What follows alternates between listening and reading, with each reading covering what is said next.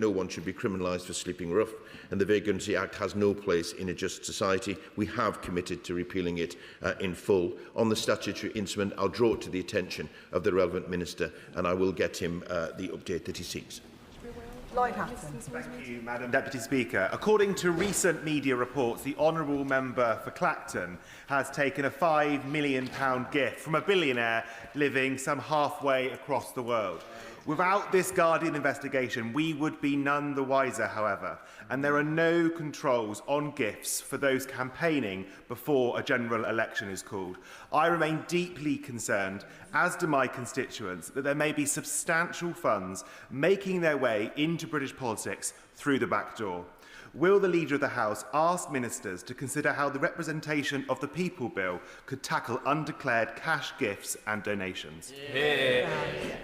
Thank you, Madam Deputy Speaker, and I thank my honourable friend for his question.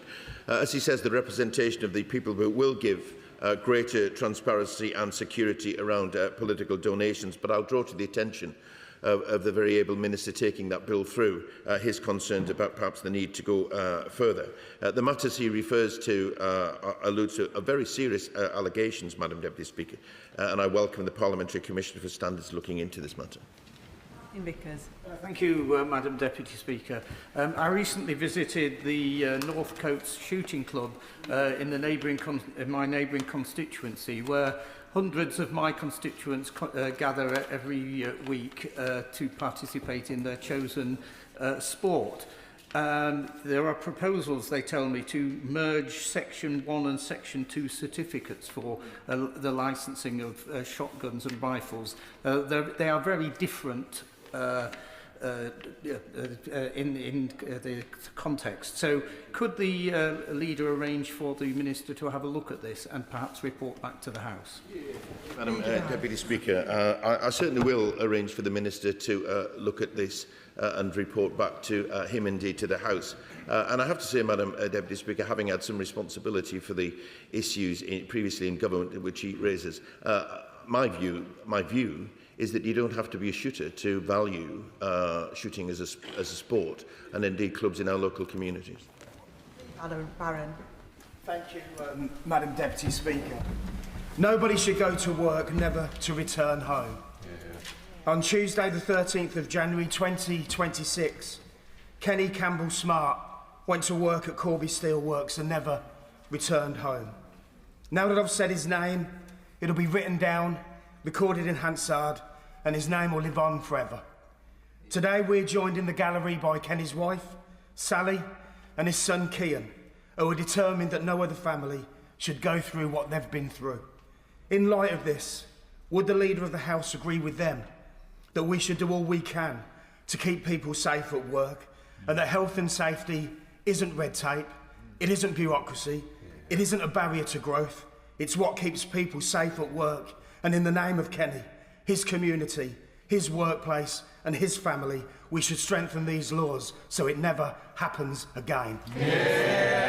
Thank you, Madam Deputy Speaker. First of all, I'm sure the whole House will join me in extending our heartfelt condolences to Sally, Kian and all of Kenny's friends and family. My honourable friend is absolutely right that health and safety in the workplace is not an inconvenience. In workplaces, good health and safety practices do save lives, and I will ensure that the relevant minister writes to him to set out what further action the government intends to take. John Lamont. Thank you very much. Nurses are at the heart of our wonderful NHS. I was delighted that 2 nurses from NHS Borders recently gained national recognition by the Royal College of Nursing Scotland.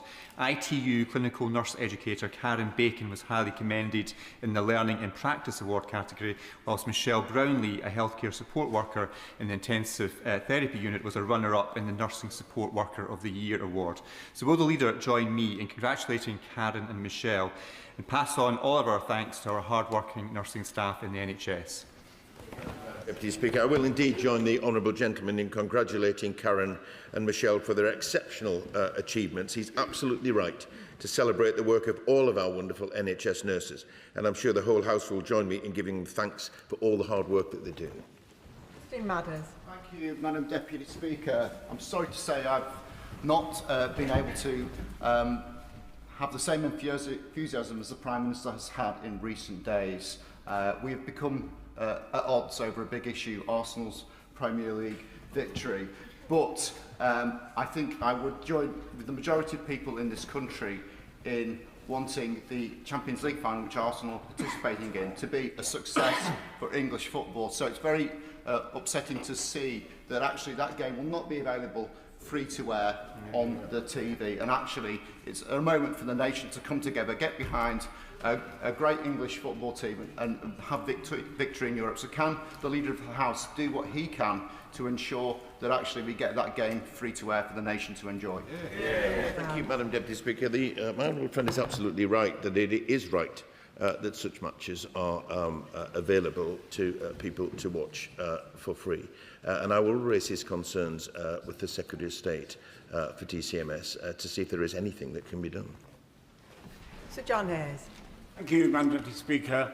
With the stealthy silence of knives and the deadly danger of guns, in the wrong hands, crossbows cost lives.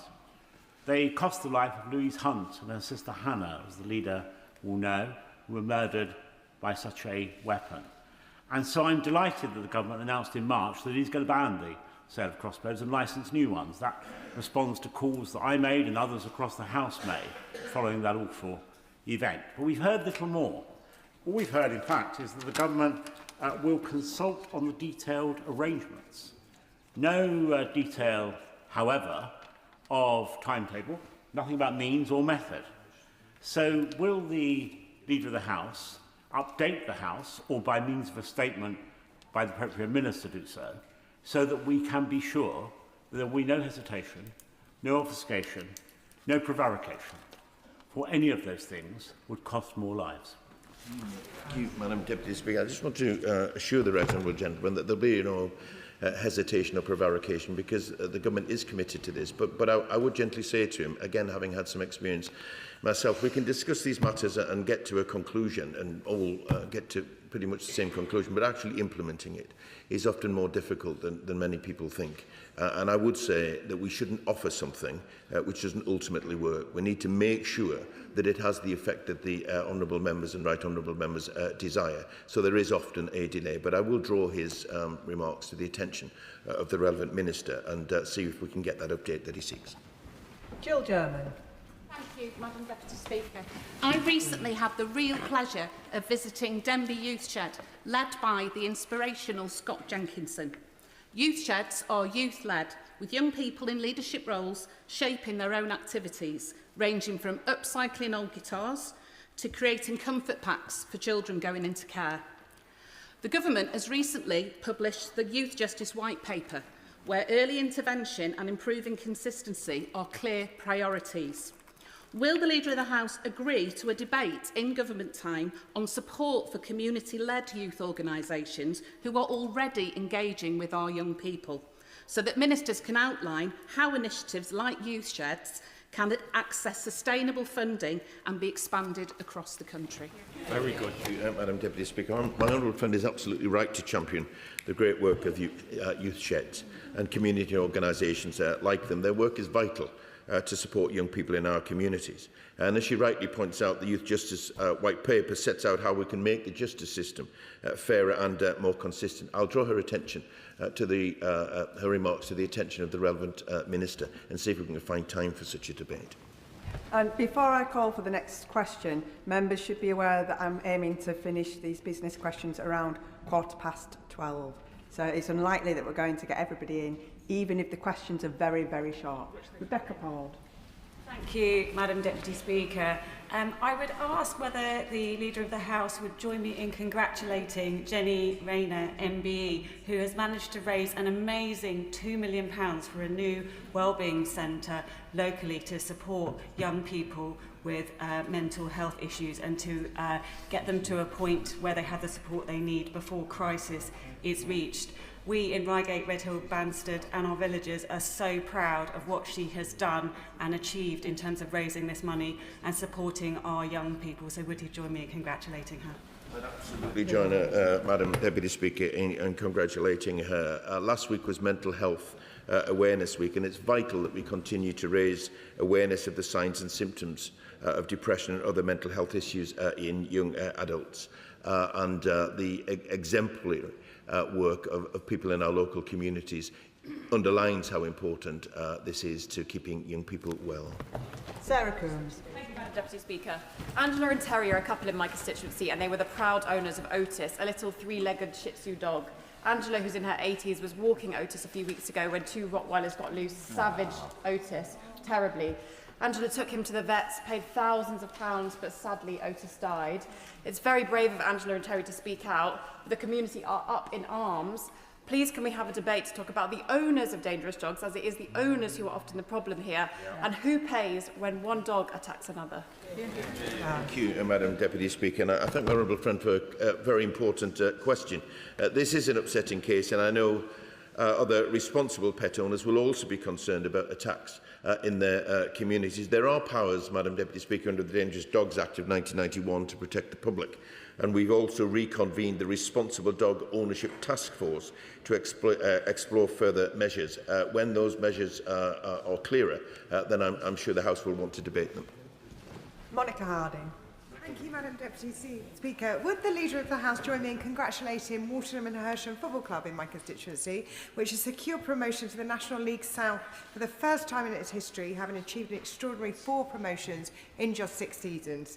At a time of young people's mental health concerns and online harms, and I know the House will debate this in the future, can we give some time also to supporting grassroots football clubs and sports clubs as our diversion away from online harms and for better mental health, which Waterham and Hersham so well do?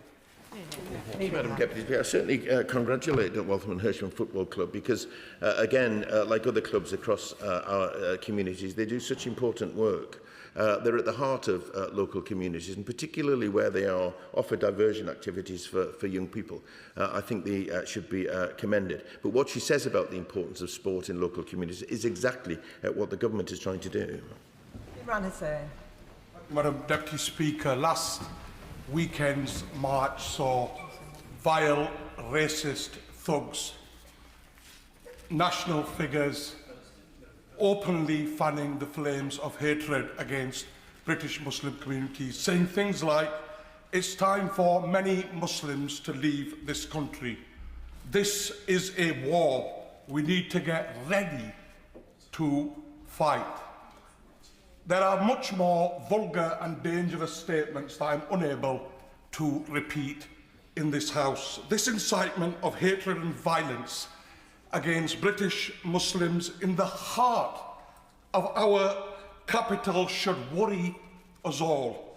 So can I ask the Leader of the House if he will allow sufficient time for a proper debate to address the dangerously rising levels of Islamophobia, the protections for British Muslim communities and the consequences for those responsible. Thank you, Madam Deputy Speaker. I absolutely condemn any disorder and inappropriate language used, whoever it comes from and whoever it is directed against. But the scenes of last weekend we don't want to see repeated. The government is absolutely determined to bear down on that. We are providing additional resources to protect places of worship, including mosques. The new legislation in the Crime and Policing Act will address large repeated protests, as well as protests outside places of worship. But my honourable friend has been around long enough to know that if he seeks perhaps an adjournment debate on these matters, then he will be amongst many others who will want to similarly raise these concerns. Dr Andrew Morrison. Madam Deputy Speaker, in his business statement, the Leader of the House rightly referred to fly-tipping waste criminals. Will he allow for a debate in government time to consider a different sort of waste perpetrated on our constituents, and that is that arising from so-called energy from waste plants, otherwise known as waste incinerators, which of course are more polluting than burning coal and for which the UK is already over-provisioned. We've got too many of these things, they're not wanted, and it's time for a moratorium. Can we have a debate on that? Thank you, Madam Deputy Speaker. I'll give the right honourable gentleman a commitment that I'll raise it with the relevant ministers and see if we can find some time to debate these matters, should time allow. Nick Smith. Madam Deputy Speaker, my constituents continue to face delays in accessing driving tests post-COVID. The government's important consultation covers tackling bot activity, bulk and speculative bookings, and improving access to genuine test slots. Now, a driving instructor in Blaenau Gwent and Rumney has expressed his concerns about potential booking restrictions for driving instructors and issues around examiner recruitment. So can the Transport Minister please update the House and confirm that these issues are going to be considered in the round? Thank you, Madam Deputy Speaker. We have doubled the number of trainers for examiners and provided 120,000 additional tests between June of last year and January of this year, and also tightened up the rules on who can actually book and reschedule tests to avoid exploitation by online bots and reselling. But I'll draw my honourable friend's remarks to the attention of a Transport Minister, and either he can seek a meeting with the Minister, or indeed we'll get an update for the House. Chris Law. Madam Deputy Speaker, may I take this opportunity to congratulate both the SNP in Scotland in a historic 5th landslide election, and to Plaid Cymru in a historic win in the Welsh Senate elections, bringing together the north of Ireland, Wales and Scotland has been represented by governments that not only believe in their people, but also unlocking a nation's potential by being independent nations in the future. However, Madam Deputy Speaker, unlike the north of Ireland, which has a legal mandate to hold a referendum on its future, Scotland does not share that legal mandate, and it's a glaring omission in the Scotland Act 1998. So can we have an urgent debate on the constitutional crisis the UK now finds itself in, where Scotland has spoken with the highest ever majority for independence parties, but is denied the democratic route. I think we're in a democratic chamber here, but it's denied the democratic route to express the will of the people of Scotland. Thank you. Thank you, Madam Deputy Speaker. The government has no plans to change the current position, and let me say to the honourable gentleman that if he's seeking a constitutional crisis, it won't be of our causing; it'll be of the SNP's. Patricia Ferguson. Thank you, Madam Deputy Speaker. On the 26th of February, I raised with my right honourable friend my fears that the unreliability of the postal service might affect constituents in Glasgow West who wish to vote by post in the Scottish Parliament elections. Since then, I've been advised of a situation where a proxy vote application was received some days after the deadline, although the envelope was very clearly postmarked several days before the deadline. Will my right honourable friend assist me in arranging a meeting with the appropriate minister to discuss a simple amendment to the Representation of the People Bill that would grant returning officers limited discretion in such cases? Thank you, Madam Deputy Speaker. As my honourable friend will have heard, the Representation of the People's Bill we're bringing forward has measures in it to increase the resilience of the proxy and postal voting systems, and that's a constant theme of the Defending Democracy Task Force. But if my honourable friend seeks a meeting with the relevant minister, then I'll help her to arrange one. David Mundell. Thank you, Madam Deputy Speaker. And can I begin by sending my commiserations to the family and friends of Scottish rugby legend Scott Hastings, who died recently at the age of only 61. Scott was an inspirational figure both on and off the pitch. I'm sure the Leader of the House shares my concern about the outbreak of Ebola, which is affecting both the Democratic Republic of Congo and Uganda at this time, with hundreds of people have already died. Could we have an oral statement when the House returns to hear what the UK is doing in relation to preventing the spread of this outbreak? The UK played a pivotal role in stopping the previous serious outbreak in Sierra Leone, and I'm sure must have much to offer by way of expertise in relation to this one. Madam Deputy Speaker, and I certainly join the right honourable gentleman in his remarks about Scott Hastings. Rugby is not my sport, but I do recognise very much the contribution that Scott Hastings made, and we send our condolences to his friends and to his family. He raised a very important matter on the outbreak of Ebola. The UK government takes it very seriously indeed. We have, through the NHS, safe procedures in place in any such case of it coming to the UK, and specialist centres where they can be looked after. But he raises the point about what are we doing to help other countries. The government is reacting quickly, Madam Deputy Speaker, and the Foreign Secretary has announced a further £20 million to help to contain the Ebola outbreak. Gareth Snell. Rachel Maskell. Thank you, Madam Deputy Speaker. We're not quite alike, but there we are. Madam Deputy Speaker, the levels of congestion on Wigginton Road are unacceptable. The air quality is affected for residents, people are late for their hospital appointments, and also our whole city is snarled up because the hospital doesn't have a sufficient transport plan. Will he impress on the Secretaries of State for Health and Transport the need for hospital transport plans? And can we have a debate in government time on hospital-induced congestion? Leader of the House. My honourable friend is absolutely right to be concerned about traffic and congestion in her constituency. Responsibility for managing traffic on local roads, including those near hospitals, does rest with local authorities, but she's right that it's not just about local authorities, it's about making sure that everyone has a role to play, actually plays that role. So I'll raise it with the relevant Secretary of State as she asks. Clive Jones. Very much, Madam Deputy Speaker. The National Cancer Plan has many ambitious and urgently needed targets, but these will only be delivered when the government properly invests in the NHS workforce. And healthcare professionals and charities want clarity on when the government will commit to this. So can the leader urge his colleagues in the Department of Health and Social Care to update the House on when the workforce plan will be launched? Madam Deputy Speaker, he raises an important point. The Government is absolutely committed to making sure that we have the workforce in place to deliver the changes in the NHS that are absolutely necessary in cancer, but in other areas as well. We're delivering record investment. Waiting lists are down by over 400,000. I think that's the lowest drop for some considerable time, but I will raise his specific concerns about when with the Minister and get him a response. Emma Lewell. Madam Deputy Speaker, for years now I've been trying to help a constituent who is subject to repeated identity fraud via their NHS records. Meetings with ministers have been cancelled or refused. Questions and letters to the Home Office, Justice and Health Departments always result in the same response. It's not their responsibility, there's nothing they can do.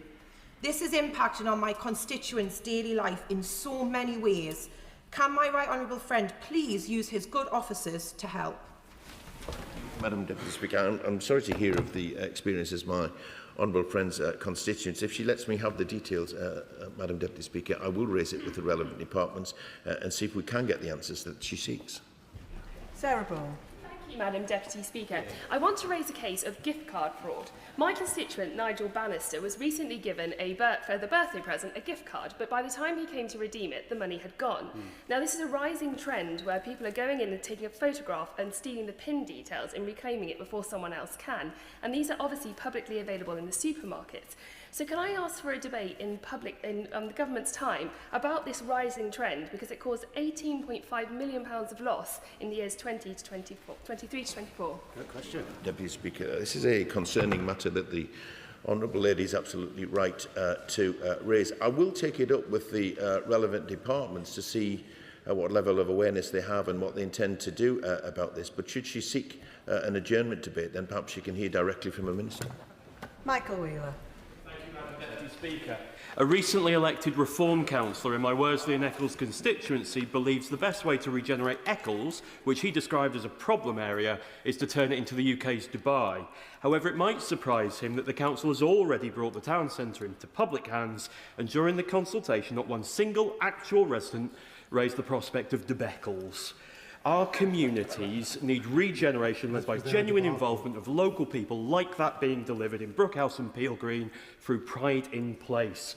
Will the Leader of the House consider a debate on government time to ensure that local people lead in how their towns are regenerated? Thank you, Madam Deputy Speaker. My honourable friend is a great champion for regeneration in his area, and his commitment to that stand in stark contrast to the approach of the Reform Council that he refers to. As he will know and the whole House will know, the Government is already taking action to regenerate our high streets with a £5.8 billion Pride in Place funding to deliver for places like Eccles. But I will think about whether or not we can find some time to debate the success of that programme. Sir Ashley Fox. Deputy Speaker, in February, I asked the Minister of State for Health about access to dentists in rural areas. The Minister said from the dispatch box that he would write to me with the numbers of how many more dental treatments had been provided in my constituency and Integrated Care Board. I was concerned when the Minister replied that Somerset ICB delivered 5,559 fewer NHS dental treatments in the 7 months to October 25 compared to the same period before the election. That is 4% fewer dental treatments in Somerset under Labour. So can we have a statement from the Minister to explain why dental services in Somerset are getting worse under this government? Thank you, Madam Deputy Speaker. I'm not sure the honourable gentleman should necessarily draw that conclusion, because he will be aware that the government is committed to improving access, but he will know that takes some time to turn around the system which we inherited. But he's right that if he gets information from ministers, he should get an update as well on the progress that we're making, and I'll make sure that he gets that from the relevant minister. Lingham. Thank you, Madam Deputy Speaker. I would like to pay tribute to Chancellor Angela Loughran, who sadly passed away. She first represented the Manor Ward in '97, and for nearly 30 years she tirelessly worked for her residents. She was a true public servant, a previous teacher, and will be greatly missed by her friends, family and the wider Stafford community. Now, in a recent survey of more than 500 residents, 61% cited the return of an indoor market in Stafford as their top priority, and I'm campaigning with residents for that. A lively all-day destination that draws in people from across the town and beyond and will create local jobs. Would the leader grant a debate on the contribution of indoor markets to local economies in towns like Stafford? Madam Deputy Speaker, I certainly join her in paying tribute to Councillor Angela Loughran. Local figures like her truly embody the spirit of the community that they serve. I also recognise the importance of the issue that she raises for the people of Stafford, and I'd encourage my honourable friend to apply for a Westminster Hall debate on the impact indoor markets can have on local economies, because I'm sure there will be others who will share her enthusiasm and support for them. Robert Jenrick. A student on a night out is stabbed multiple times with a 21-centimetre long knife. He's lying in a pool of his own blood, literally drowning in his blood. The police come to the scene. Instead of doing everything that they can to save his life, they handcuff and arrest the lad because there's an accusation of racial abuse. This is a scandal. Will the Home Secretary come to the House and say what she's doing to investigate the way the police conducted this matter? And can we have a debate on two-tier policing, which is doing so much to undermine respect for the police and for the rule of law in this country? Madam Deputy Speaker, the Right Honourable Gentleman raises an important and distressing matter. I assume that it is still an ongoing police investigation, and there are also ways in which the actions of the police, if they are as he describes it, can be investigated too. And I'm not going to comment on that, and I'm not going to interfere in that. But the Home Secretary takes absolutely seriously not just the issue of night crime, but also the protection of citizens, whoever they happen to be. Justine Sullivan. Madam Deputy Speaker, last weekend, West Lothian Dance World, founded and led by Hazel Saunders-Dunn, celebrated its 40th birthday with shows at the prestigious Usher Hall in Edinburgh.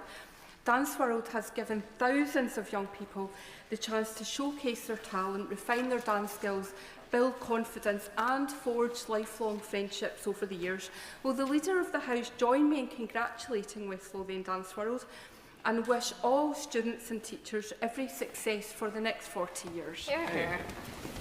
Madam Deputy Speaker, absolutely join my honourable friend in congratulating West Lothian Dance World for their remarkable 40th year anniversary. And as she points out, dance is a brilliant way to support young people and ensure that they build their confidence. So I praise not just the students but also their teachers for their commitment, and I wish them every success in the future.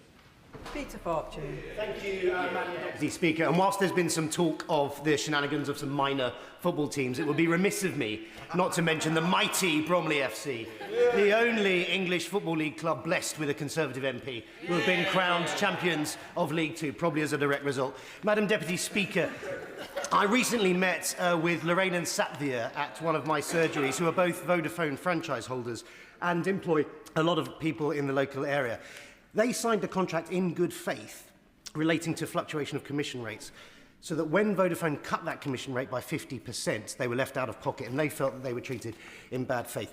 Could we have a debate looking at franchising regulations? Speaker, I suggest that the honourable gentleman seeks an adjournment debate, because if that is happening in his constituency, it might be happening elsewhere, and I'm sure there'll be other colleagues who would want to hear from directly from a minister on what the government intends to do. Serena Brackenridge. Speaker, will the Leader of the House join me in recognising the remarkable work of the Susan Vickers Foundation, changing lives for care-experienced families by a care-experienced team, and now including free rail travel and cinema access thanks to partnership with L&R, West Midlands Railway and Cineworld? And will he also commend Rethink Mental Illness and all community groups involved at the hub at Wolverhampton Station as they mark their first year helping thousands across our city?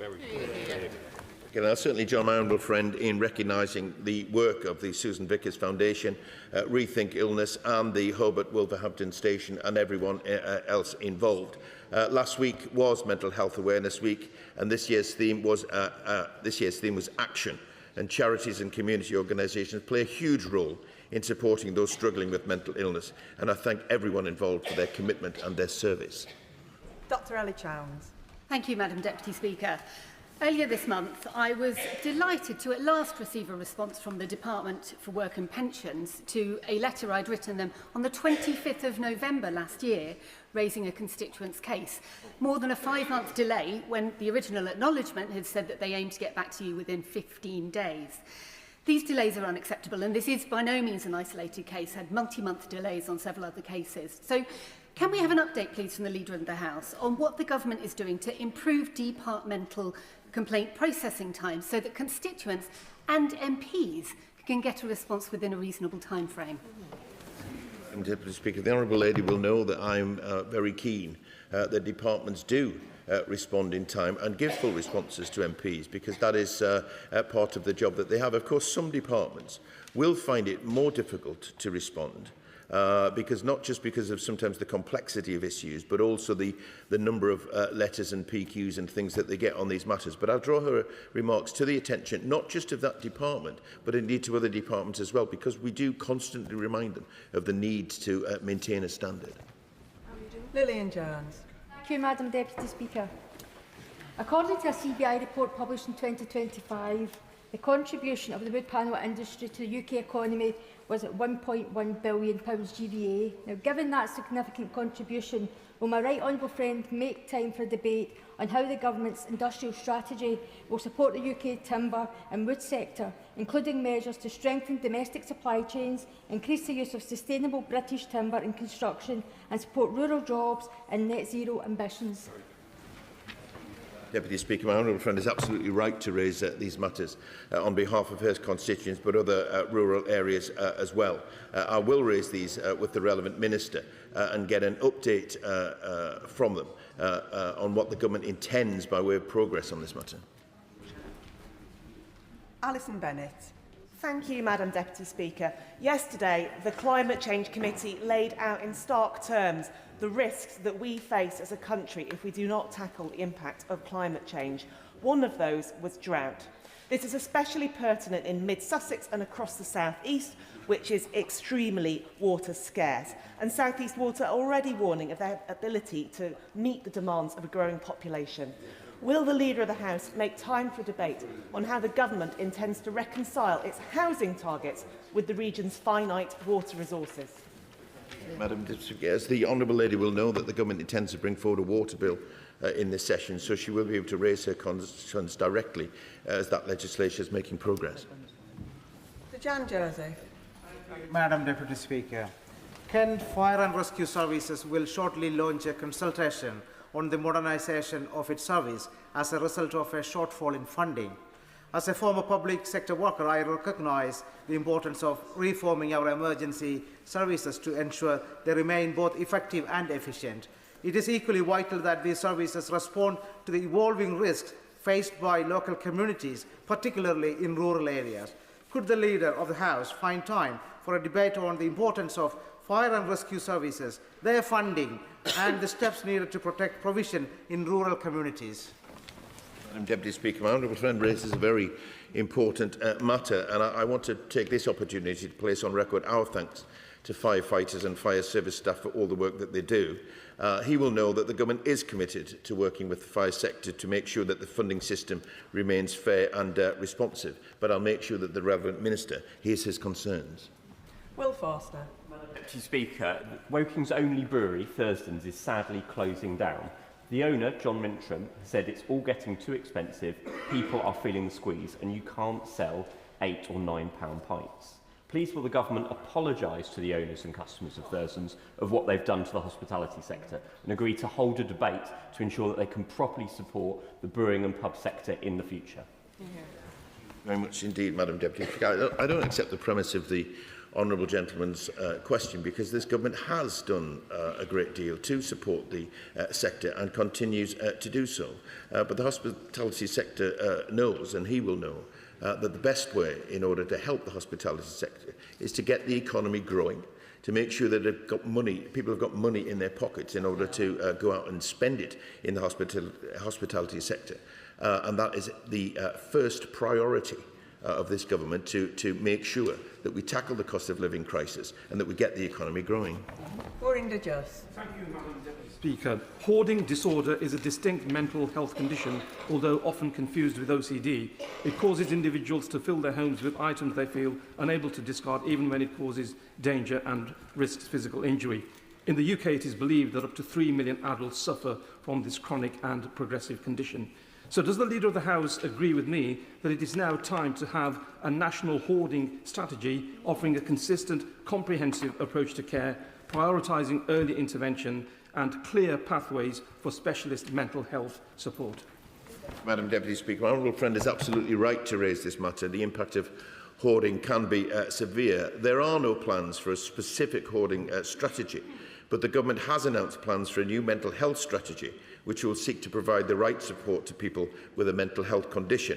The call of evidence, Madam Deputy Speaker, is live now, and I'd encourage my honourable friend and others across the House to contribute.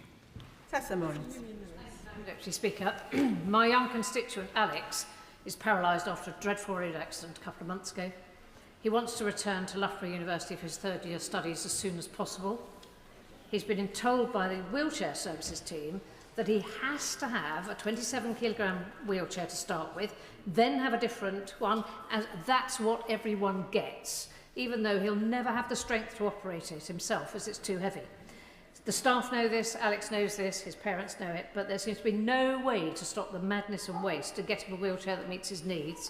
So can I ask the Leader of the House, please, to speak to the Secretary of State for Health and Social Care to review the NHS wheelchair policy so patients have appropriate equipment from the outset, rather than wasting money and time and causing patients and their families such unnecessary distress?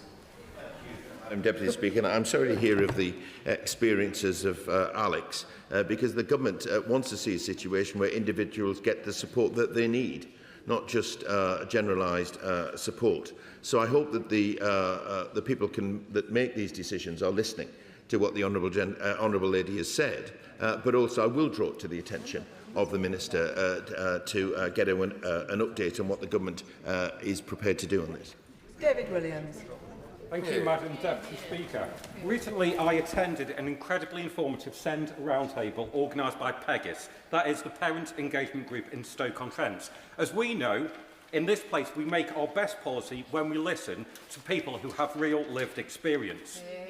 Therefore, would the Leader of the House please join me in recognising the incredible work of Michelle and the PEGIS team, who have worked tirelessly for many, many years to ensure the voices of families are heard. Thank you, Madam Deputy Speaker. And I certainly join my honourable friend in recognising the incredible work of Michelle and the Parent Engagement Group in Stoke for their work making sure that the voices of families are heard. This government is absolutely committed to making sure the SEND system works for every child, and our Education for All bill announced in the King's Speech will make sure that every child is able to thrive. Barberinda. Thank you, Madam Deputy Speaker. Honourable members will remember the harrowing images of 3-year-old Aylan Kurdi, who was found lying dead on a beach in Turkey after drowning when the boat that he and his family were on sunk. A Reform candidate at the 7th of May elections described that situation as blaming it on his parents' greed. He was very close to winning, but today East Sussex Conservatives have done a deal that have allowed Reform to take control of East Sussex County Council, despite Eastbourne voting against that. Will the leader grant an urgent debate on how towns like Eastbourne can be governed by those that it actually votes for?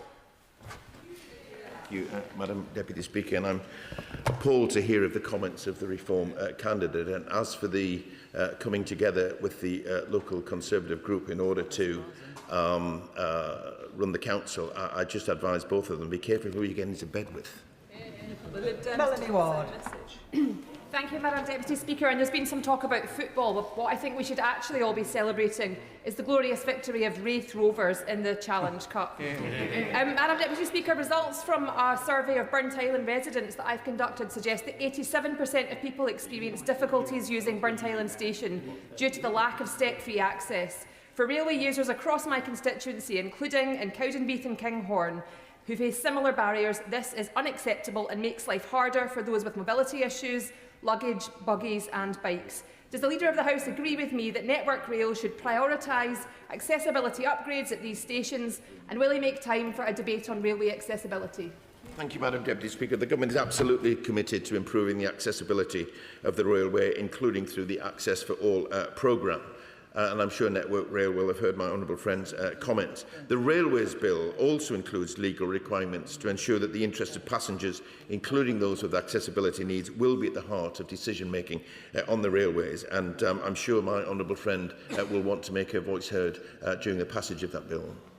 Madam Deputy Speaker, during a recent visit to DHL in my constituency of Runcorn and Helsby, I heard yet again about the growing financial burden of the Merseyflow bridge tolls on those travelling to work. DHL wants to expand its operation in Runcorn and double its workforce, but is struggling to attract people because the bridge tolls have become a costly barrier to employment and economic growth. Will the Leader of the House agree to a debate on the economic impact of the bridge tolls in communities like Runcorn and Helsby? Deputy Speaker, the Government is absolutely clear that we want to see the economy grow and companies grow, and nothing should get in the way of that. But I will draw her remarks to the attention of the Transport Minister. But she might also want to seek an adjournment debate where she can hear directly from the Minister. And with the final question, Lawrence Turner. Madam Deputy Speaker. In Birmingham Northfields and across the country, many reports of inappropriate HMOs prove to actually be poor quality supported exempt accommodation. At their best, SCAs can provide a valuable service, but at their worst, they can be a byword for neglect, antisocial behaviour, exploitation and serious organised crime. So please, can parliamentary time be found so that we can discuss the need to bring forward that proper regulation and end the unacceptable blight on many of our constituents' lives? Thank you, Madam Deputy Speaker. And I thank my honourable friend for raising the issue of HMOs, matter which has been raised with me on a number of occasions. Local authorities do have the planning powers to limit the proliferation of HMOs, but we do keep regulations under review. I'll give consideration to his request for time for a debate, but I'll also make sure that the relevant minister hears his comments today and gives him an update urgently. And that concludes business questions. I have got a list of members who were unsuccessful in catching my eye today, but can I just ask members to reflect on the length of the questions that they're asking? It's really difficult to get everybody in with such long questions. We now move on to the statement, and before we come to the statement, I'll just let the Chancellor get in her place.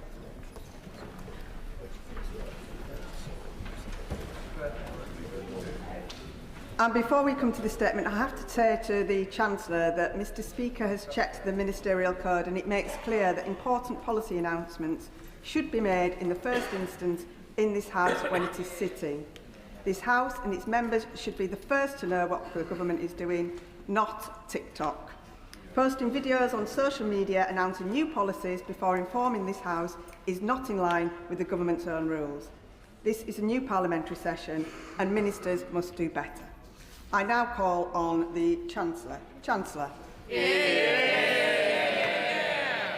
Thank you very much, Madam Deputy Speaker. And with permission, I will make a statement on the government's economic response to the war in Iran and the action that we are taking to support families and businesses with rising costs. Madam Deputy Speaker, the government has the right economic plan. I said I would grow the economy, and last week the Office for National Statistics confirmed that Britain's economy was the fastest growing in the G7 for the first quarter of this year. We beat the Office for Budget Responsibility's forecast in the spring, with economic growth at 0.6% in the 3 months to March. And because of the resilience of our economy, this week the International Monetary Fund upgraded Britain's forecast for this year. I said I would cut borrowing. Borrowing last year was £20 billion lower than the previous year, and the latest forecasts show it falling in every year of this Parliament. The IMF has backed our economic plan, saying that the government's fiscal framework strikes, and I quote, a good balance between deficit reduction and growth-friendly spending. I said I would cut the cost of living. Since the election, interest rates have been cut 6 times. Real wages have continued to rise in every single month since I became Chancellor. And yesterday, the ONS confirmed that inflation fell in April faster than expected, making the UK the only G7 economy where inflation fell last month. Madam Deputy Speaker, we have the right economic plan, but the conflict in the Middle East poses a significant challenge to the world's economy, including our own. I have not shied away from my criticism of the war. I believe it to have been a mistake. Nor have I ignored the costs that it will bring to bear on the British people. I have been clear-eyed about my duty to do what I can to support families and businesses, to be responsive to a changing world and responsible in the national interest. Next week, Ofgem will confirm the level of the energy price cap that will apply from July. I know that any increase will be felt by families. Because of the decision that I made at the budget last year to cut £150 from energy bills, we have lessened the impact of rising prices, and current external forecasts suggest that the cap from July will be at a similar level to the cap in April last year. We stand ready to act if market conditions worsen significantly later this year, and I have been leading cross-government contingency work on design of potential future targeted and temporary support. For businesses, any support will also need to be carefully targeted at firms most exposed to the crisis. But while many firms have been insulated from recent price rises through fixed-price contracts, there are sectors that face particular structural issues related to energy costs. That is why we have already increased support for our most energy-intensive industries through the British Industry Competitiveness Scheme, and we've brought that forward. And it is why we have also built resilience in our critical infrastructure and industrial strategy sectors, where supply chains are critical for growth and security. Following representations from my right honourable friends, the members for Redcar, Mid Cheshire and Bathgate Linlithgow, and building on the good work of the Minister for Industry, I am today establishing a £350 million critical chemicals resilience fund to support strategically important producers. And having listened to my right honourable honourable friends, including the members for Stoke-on-Trent Central, North and South, and my honourable friend, the member for Amber Valley, and workers represented by the GMB Union, I am today announcing a new £120 million fund to help our historic ceramics sector. helping them to increase efficiency and drive down energy costs, because we will always stand up for British industry and for British jobs. The government has also this week set out additional targeted support for those businesses most exposed to rising fuel costs. For hauliers, the government is granting a 12-month road tax holiday for HGVs, saving the typical heavy lorry up to £912. To support farmers and the rail freight industry, I have decided to cut duty on red diesel by over a third until the end of this year. And having heard from my honourable friend, the member for Oldham West, Chadderton and Royton, and the trade union Unison, I can today announce a 10p per mile increase in tax-free mileage rates, backdated to April 2026, benefiting those who need to drive for work, from care workers to plumbers. Madam Deputy Speaker, when a country faces challenges because of higher oil and gas prices, we must ensure that those who benefit from increased prices and volatility pay their fair share. In my first budget, I extended and increased the Energy Profits Levy. Last year, I announced a new permanent windfall tax regime on oil and gas prices. Last month, I increased the electricity generator levy, alongside further action to weaken the link between high gas prices and electricity prices. Today, I am bringing forward specific changes to the taxation of foreign branch profits, changing how companies are taxed in relation to their overseas activities. Currently, some oil and gas groups that operate overseas through foreign branches have structured their tax affairs in a way which ensures they pay little or no corporation tax on their UK energy trading profits. Today, we are putting an end to that practice. We expect these reforms to raise hundreds of millions of pounds a year and fund the package of measures set out today, with costings certified by the OBR forecast in the usual way. Madam Deputy Speaker, I know the pressure that family finances are under. That is why I have already taken action to provide help. I increased the national living wage and the national minimum wage to their highest rates ever. I have frozen prescription charges for 2 years in a row, and I've frozen rail fares for the first time in 30 years. I've taken £150 off energy bills, which contributed towards the fall in inflation last month. But I want to go further. And today I am taking further action to ease the burden on family finances. First, on fuel duty. I have already extended the 5p cut twice since the election, and I can confirm today that there will be no rise in fuel duty this year, recognising the pressure that the war has put on fuel prices. Second, I know that the cost of the weekly shop is often one of the biggest worries for families. So last month, I met with supermarkets to urge them to do all they can to keep prices low. And today, I am taking action by suspending tariffs on over 100 different foods sold in supermarkets. And I am clear that I expect supermarkets to pass these savings on in full to their customers. And third, I will not tolerate any company exploiting the current situation to make excess profits at consumers' expense. So I am bringing forward tough new powers so that the Competition and Markets Authority and other regulators can take action when firms break the rules. Fourth, for many families, driving is not always an option. Buses are the most popular form of public transport in Britain, with over 4 billion journeys made last year. I have already extended the £3 bus fare cap to March 2027, and today I can confirm that bus travel across England will be free for children aged between 5 and 15 throughout August.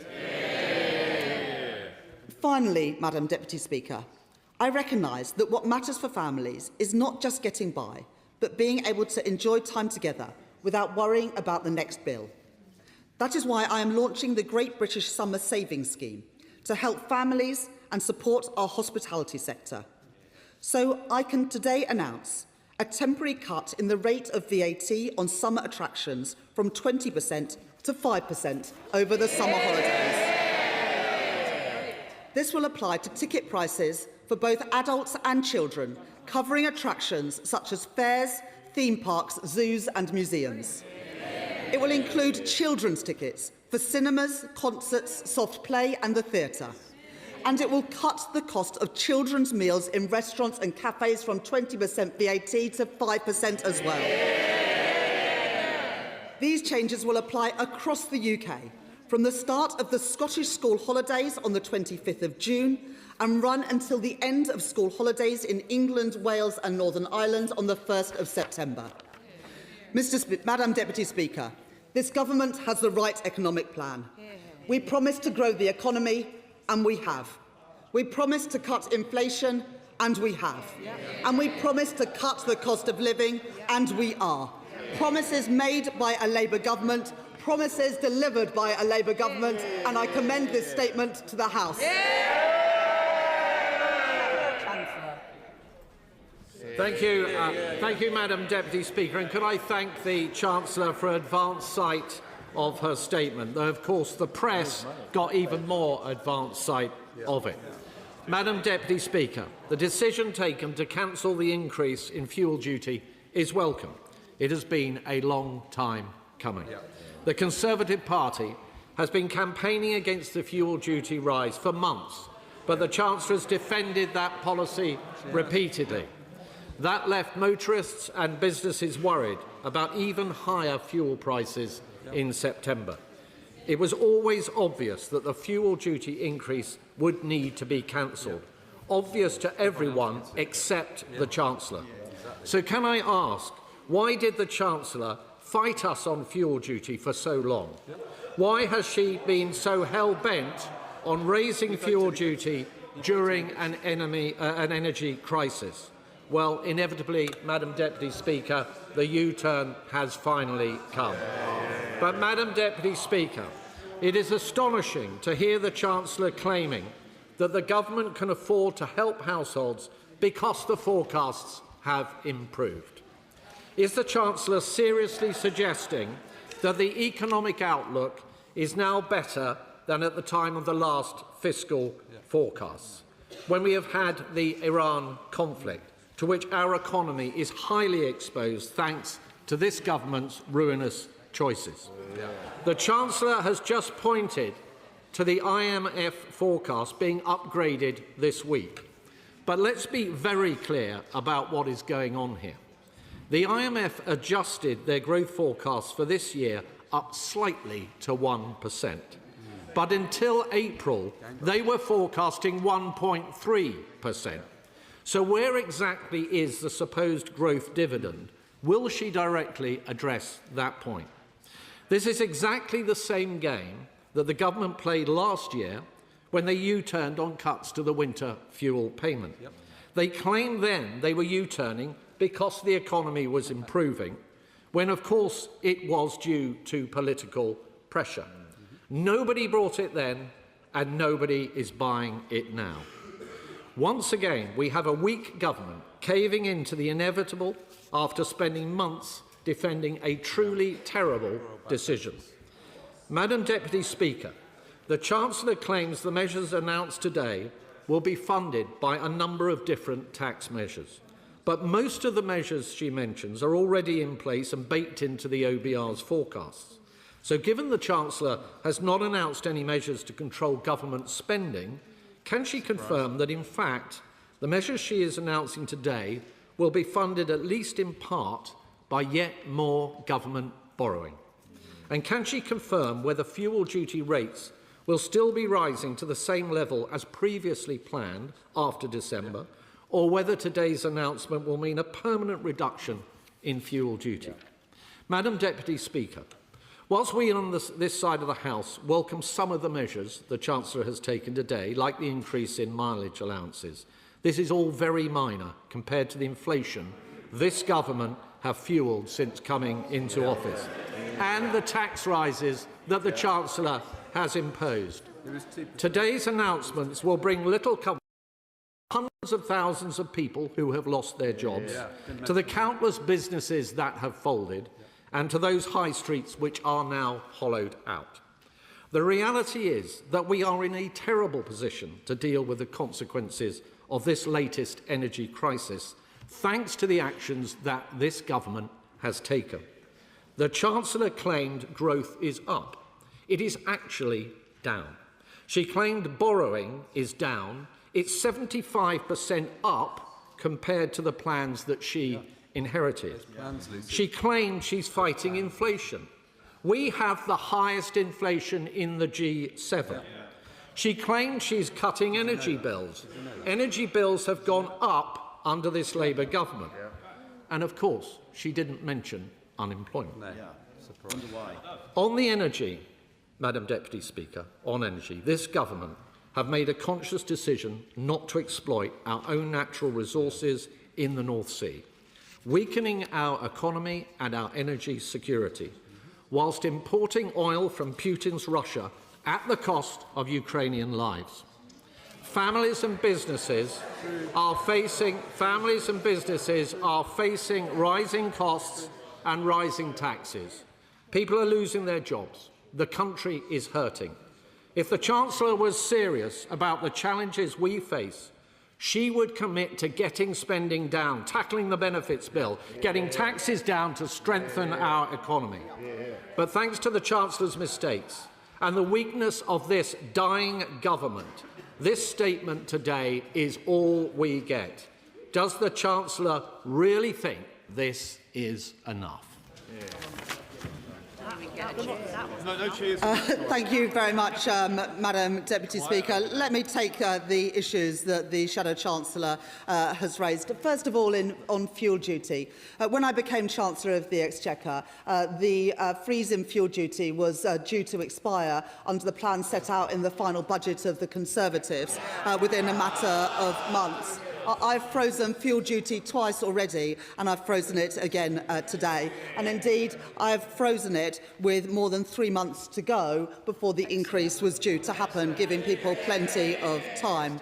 I have always said, since the Middle East conflict began, that I would keep an eye on what was happening to oil and gas prices and set out plans ahead of the change due to come to effect in September, and that is exactly what I've done. But I've also gone further in 3 specific areas, with additional support for hauliers, additional support for red diesel, particularly helping the rail, freight industry and farmers, and also the higher mileage rates. And the Shadow Chancellor says he welcomes the changes on mileage rates. Well, it's the first time they've been increased since 2011. So if he welcomes them so much, why didn't they increase them when they had 14 years in government?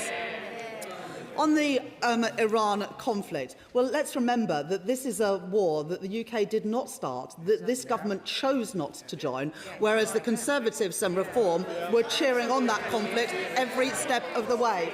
And the impacts on the UK economy and the global economy would be much more severe if we'd have heeded the warnings of the pleas of Reform and Conservatives to join that conflict. The Shadow Chancellor talks about inflation and growth.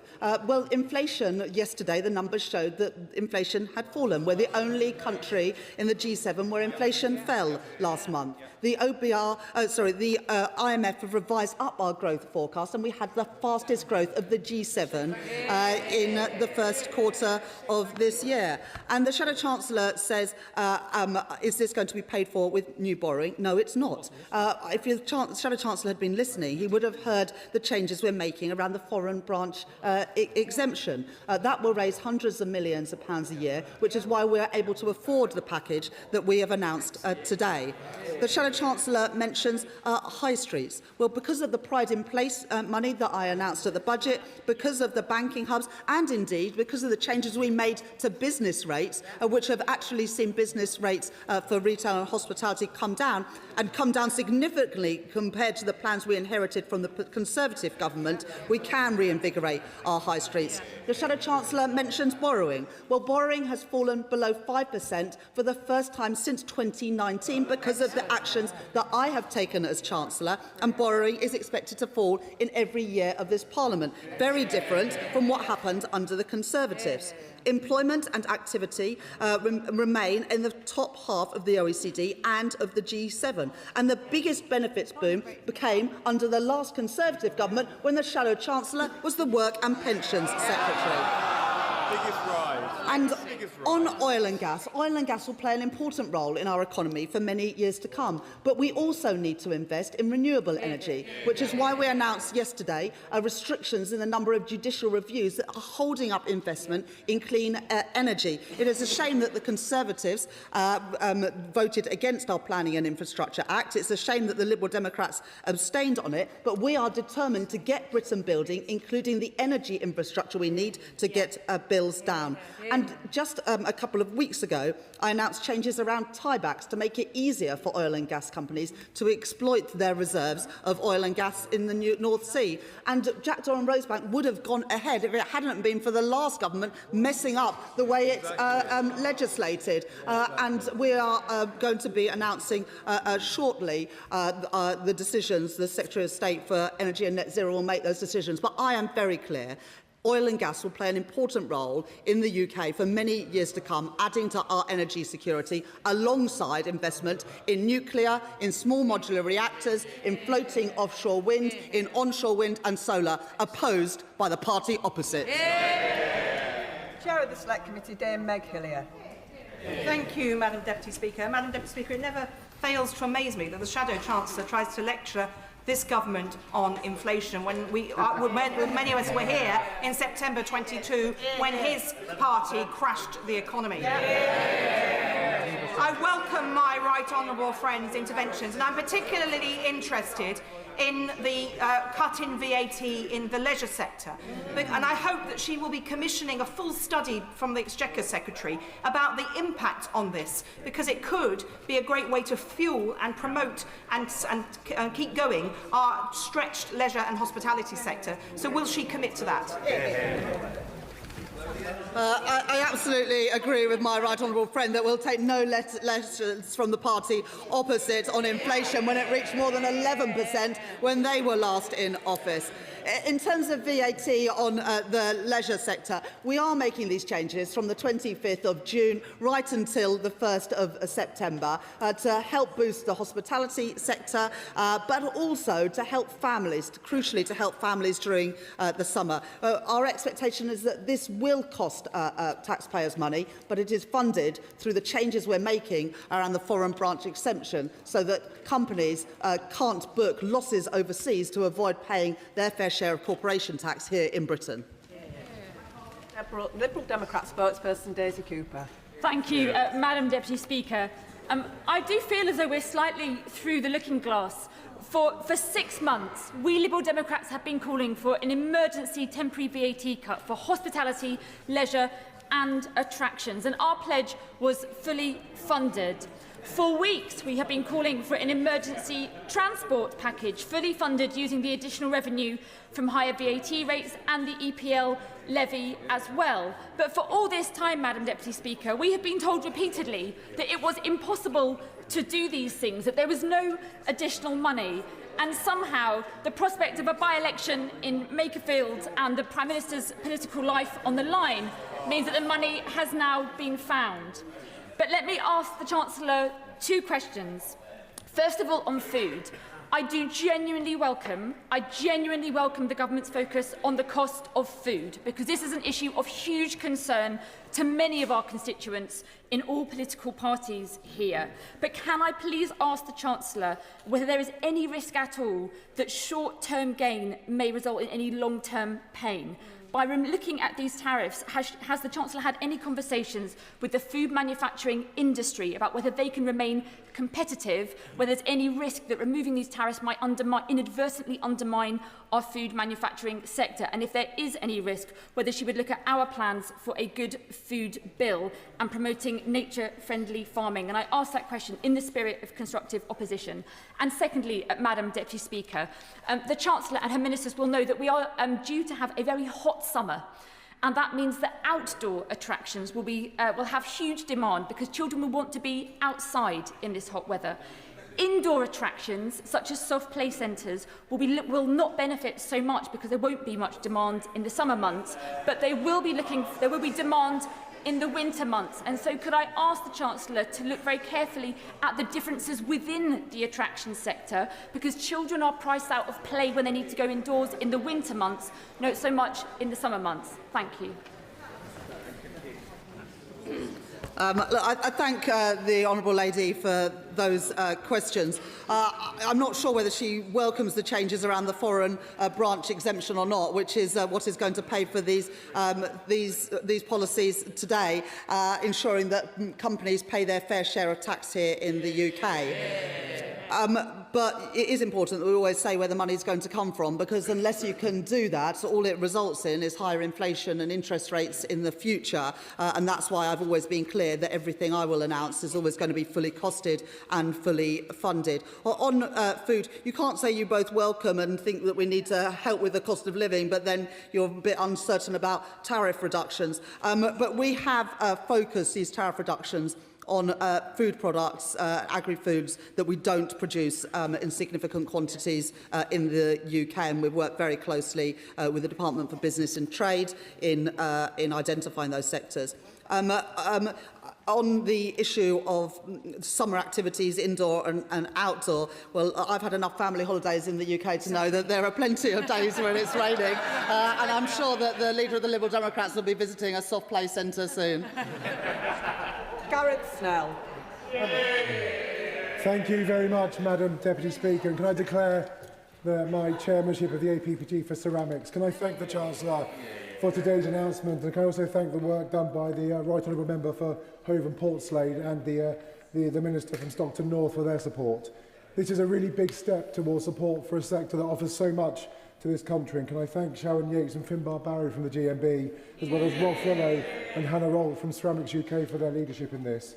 But could I extract from the Chancellor a commitment that this is the next stage of a new partnership between the UK Government and UK Ceramics, because today's announcement will absolutely help us survive.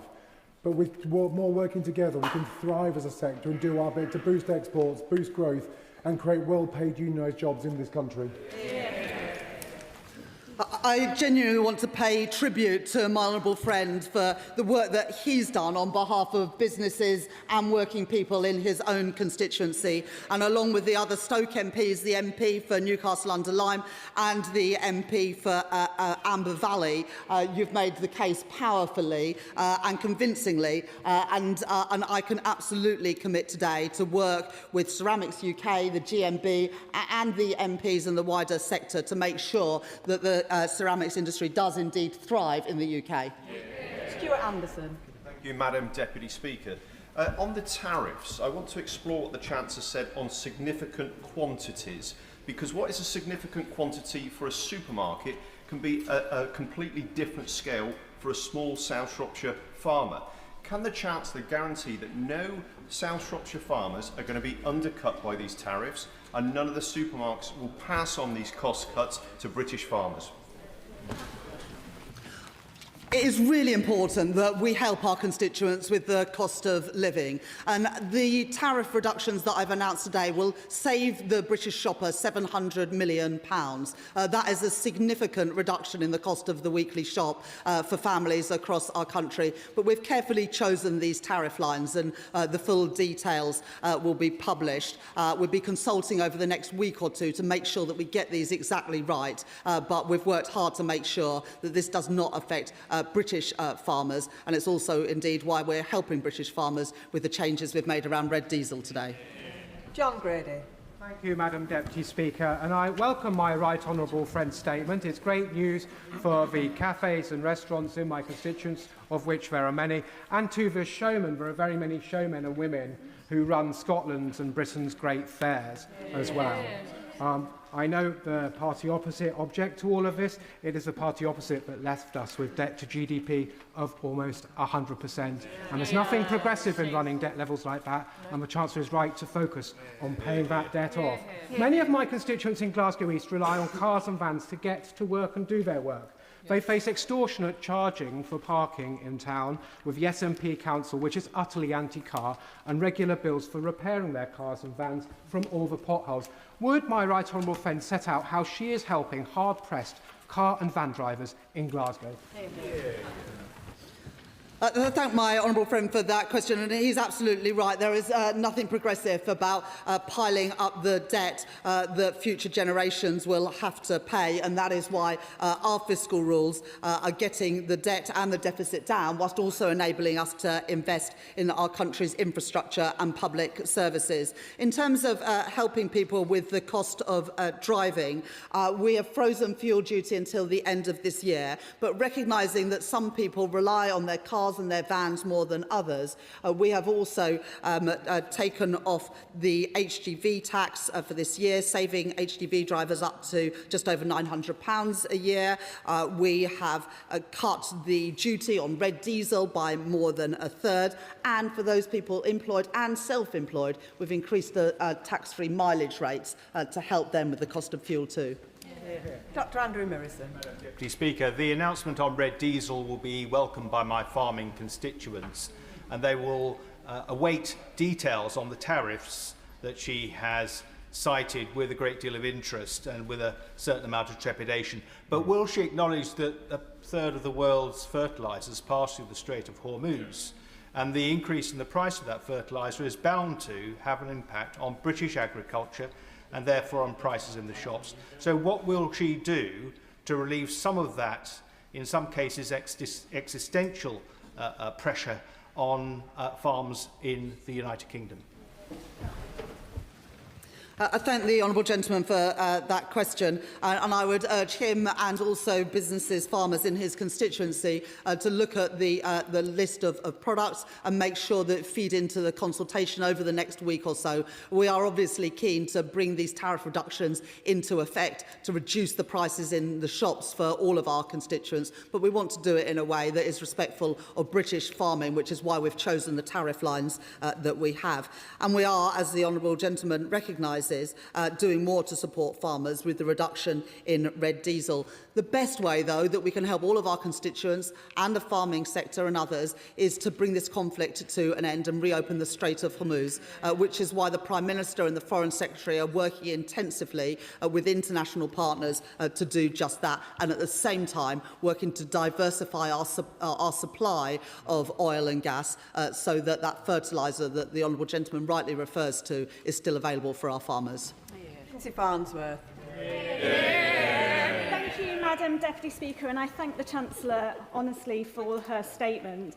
As she has mentioned, and many members of this House will be aware, I've been campaigning hard for the ceramics sector with a view to saving Denby pottery. And I want to thank the Ministers in the Treasury and Department for Business and Trade for their ongoing engagement through the many meetings that we've had on this point. So I'm delighted to hear about the £120 million support package today. This is a clear indication that the government is supporting and backing UK ceramics, and it will make Denby pottery a more attractive prospect for any potential investors. But with this in mind, the current circumstances that Denby pottery faces, can the Chancellor please commit to ensuring that the funding is available as soon as possible in the hope that Denby can be saved? I thank my honourable friend for that question, but most of all for all the work that she does on behalf of all of her constituents, but particularly those at the moment impacted by what is happening at Denby. It was my privilege to come to Amber Valley with my honourable friend just last year to meet businesses from across her constituency. We are backing UK ceramics. We want to find a future for Denby, and we will continue to work with my honourable friend to achieve just that. Alistair Carmichael. Madam Deputy Speaker, I remind the House of my entry in the Register of Members' Interests. Last year, Madam Deputy Speaker, suckler beef farmers in my constituency were getting paid £7.30 per kilo for their finished product on the hook. Yesterday that was down to £5.75 and it is still falling. The price paid to dairy farmers for their milk is through the floor. Arable farmers are struggling after two catastrophically bad harvests. The red diesel cut is welcome, but that will not help farmers who are struggling with rocketing prices for fertiliser, or indeed those who are requiring to heat glass houses. Opening the door to ever wider to food imports risks undermining domestic food production. So if food security genuinely is national security, surely our food producers and manufacturers should have access to the same support as other critical sectors. So will the Chancellor look again now at adding food and drink to the government's industrial strategy so that they can have access to the same support as other sectors?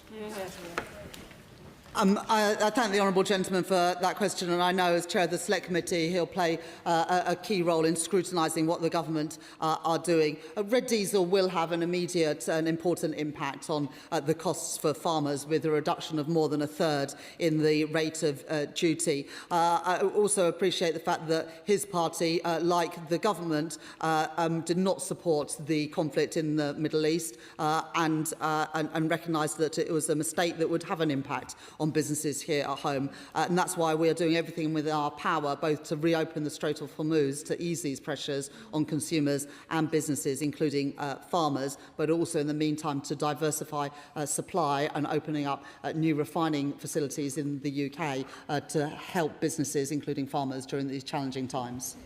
Dr Alison Gardner. Madam Deputy Speaker, and the Potteries welcome this statement today. Madam Deputy Speaker, I have been working with local companies, with the TUC, GMB and research organisations to develop proposals to support the ceramics industry to innovate, improve energy efficiency and decarbonise. And I have previously called on the government to release an industrial energy innovation fund for energy-intensive industries, with government grants to explore process efficiency and new technologies, as well as vouchers to access shared pilot facilities. Could the Chancellor therefore clarify that part of the £120 million funding announced today could be used by ceramics companies to access and invest in innovations such as AI-enabled process optimisation and energy technologies to help reduce energy bills? I thank my honourable friend and all the MPs involved in helping put together this scheme of support for ceramics, and like my honourable friend, welcome the work of the TUC and GMB in this. Look, innovation and ensuring that the industry is sustainable and competitive for the future is absolutely essential. This isn't just a sticking plaster policy. This is about setting up the industry for the future, including investment in innovation and R&D, and also the diversification of energy supplies. Kirsty Blackman. Thank you very much, Madam Deputy Speaker. In oil and gas jobs, the UK is losing 1,000 jobs a month. The Chancellor is aware of this, and we have made it very clear to her that we are keen to move to the OGPM as soon as possible. We would urge her to do that. In the foreign branch profits section of the announcement today, would the Chancellor let us know whether or not they have modelled the job losses that may occur as a result of this change in policy, and if she can tell the House how many job losses she thinks might occur because of this change in the oil and gas taxation regime?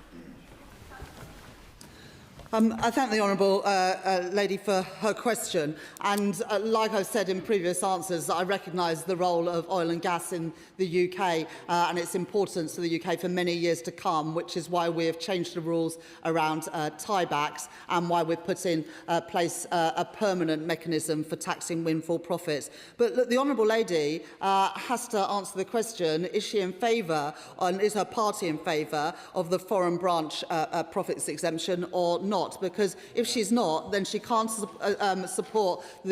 can't back the support we're giving today to help people with the cost of living and the support that we're giving for ceramics today. But in terms of what this does, it means that we are moving in line to how other countries treat foreign profits. Because at the moment, you've got the absurd situation where losses overseas can mean that businesses avoid paying their fair share of corporation tax in the UK. This moves us in line with what other countries world do. It is closing a tax loophole, and the honourable lady and the Conservatives should welcome that. David Williams. Thank you, Madam Deputy Speaker, and what a day to be a Stokey. As the Chancellor knows, my mum proudly works in the pot banks of Tunstall and Burslem, and 10 weeks ago I asked the Prime Minister in this place what support the government could offer our ceramic sector. Well, the good news is my mum's watching again right now at home. She's clearly happy because I've had a 3-word text and it says, "Nice one, Duck." So can I ask the Chancellor how we will make sure the £120 million support package benefits ceramics companies of every size, from our Moorcross to our moorlands, from our steelites to our Churchills, so that we protect jobs, skills and the future of our economy? Well, I thank my honourable friend for that question. And can I say to Mrs Williams and all those who work in the ceramics sector, I'm proud to be the Chancellor that is backing British industry and British jobs. Ben Oxyjecti. Thank you, Madam Speaker. Back in March, the Chancellor announced the £50 million Crisis and Resilience Fund to help families out with the price of heating oil, which is a big issue in rural constituencies such as mine in Huntingdon. Does she have any plans to extend that scheme or to repeat that scheme come the autumn, given that we are likely to have a similar crisis with the Strait of Hormuz still being shut? And to what extent does she anticipate that the Russian oil that will come via a third country under Commodity Code 2710 will form part of that fuel mix? Yesterday, we introduced the toughest set of sanctions that this country has ever had on Russia. But like the previous government, we are phasing those in so it doesn't have a disproportionate impact on industry here in the UK. That is what the previous government did, and that is what we are doing as well. The honourable gentleman mentions heating oil and support for people. We were pleased to be able to introduce that targeted support based particularly in those areas that are particularly dependent on heating oil. We're doing a piece of work at the moment to see how much money has been used by local authorities. I know that some have been more proactive than others in ensuring that local residents get the support they need. Once we've completed that, we will look at whether and what further support is needed. Adam Jurgey. Madam Deputy Speaker, I welcome this statement and the action that those of us in ceramic communities have been calling for, and I thank the Chancellor for announcing it. This is a good day for all of us in North Staffordshire, Madam Deputy Speaker. There is a ceramics business, as it happens, from Newcastle. I'm sitting in the gallery watching this statement, so I welcome them, Madam Deputy Speaker. And can I ask the Chancellor to assure us two things? One, that the eligibility for the support in this scheme will be as wide as possible, and that it will be as easy as possible to apply for. Well, I'm pleased to know that a business from Newcastle under Lyme from the ceramics sector is here today. And I'd say to them directly, this government has got your back and wants to work with you and the trade unions that represent people in the sector to ensure that the ceramics industry plays an important part in British life, particularly in those pottery communities for many years to come. And of course, we'll be setting out the details of the scheme. But like the MPs for Stoke, Newcastle and also Amber Valley, this government is very keen to crack on with the scheme and make sure that businesses can get the support that they deserve. David Mundell. Thank you, Madam Deputy Speaker. Could the Chancellor expand on her discussions with the supermarkets and their role in keeping prices down? Because there is always a concern that when the supermarkets make special offers or reduce prices, rather than absorb the cost of doing that themselves, they pass those on directly to farmers and their suppliers, who are not in a position to absorb those costs because of the fixed costs that they are required to make in terms of their production costs. The honourable gentleman makes a really important point. Today, I've set out a number of measures that will directly help the supermarkets reduce their costs. And it's really important that those cost reductions are passed on directly to consumers. So reducing the cost of running an HGV will have a direct impact on our supermarkets. Reducing tariffs will have a direct impact on the costs of our supermarkets. And also the trade deal that we're looking to do with the EU to reduce the costs of importing food from the EU will have a direct impact on the cost of supermarkets. I say to the supermarkets, those cost reductions must be passed on directly to consumers who are struggling with the cost of living given the conflict in the Middle East. Adam Thompson. Madam Deputy Speaker, can I thank the Chancellor for her statement and particularly given her VAT cut on theme park tickets, first invite her and all honourable members to join me on my annual trip to Alton Towers this summer. Madam Deputy Speaker, Erewash has many great summer events as well for families to enjoy, like Long Eaton Carnival and the Classic Car Show and the Glow Festival in Ilkeston. But entertaining kids during the summer months can be daunting and expensive for parents. Can the Chancellor elaborate then, please, on how measures she is announcing today will support Erewash families and boost great community events? My only worry with this package, it will ensure that children badger their parents even more for those days out over the summer, and I slightly worry about what I've unleashed in my own household. But I'm pleased to announce today that trips to Alton Towers and other activities, whether it be soft play, fun fairs, zoos and museums, if many kids want to go to those, not mine probably, sadly, will be cheaper this summer because of the action that this government is taking. Robert Jenrick. Deputy Speaker, the Chancellor's approach to the cost of living crisis is to find small ways to subsidise people's costs. Isn't the best solution to build a strong, abundant economy by doing the hard yards of supply-side reforms, where there are better jobs and higher wages, where people are richer and the state has less bearing on their lives? And yet, under the Chancellor, the benefits bill is ballooning, unemployment is rising, particularly amongst the young, and taxes are at their highest ever level. So in the spirit of giving people some relief today, will the Chancellor confirm that, assuming she intends to stay in office for the rest of this Parliament, she won't be increasing taxes on working people at all for the rest of this Parliament? I will take absolutely no lessons from the man who was part of a party that took our economy to its knees. Inflation at 11%, working people worse off at the end of the last Parliament than they were at the beginning, the worst Parliament ever for living standards, and for a party that has opposed all of the reforms that we have made to make it easier to get things built in Britain, to increase the wages of working people with the national living wage and the national minimum wage, to increase the rights of working people, including statutory sick pay from day one, and ending the abusive zero-hour conflicts. So if we want a lesson on economics, I certainly won't be taking it from the Reform Party. Josh Newbury.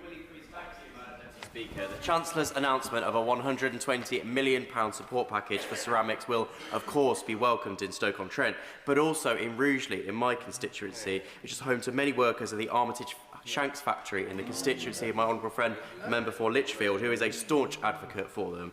Would the Chancellor agree with me that it is only this Labour government that is putting in the investment that firms like Armitage Shanks need?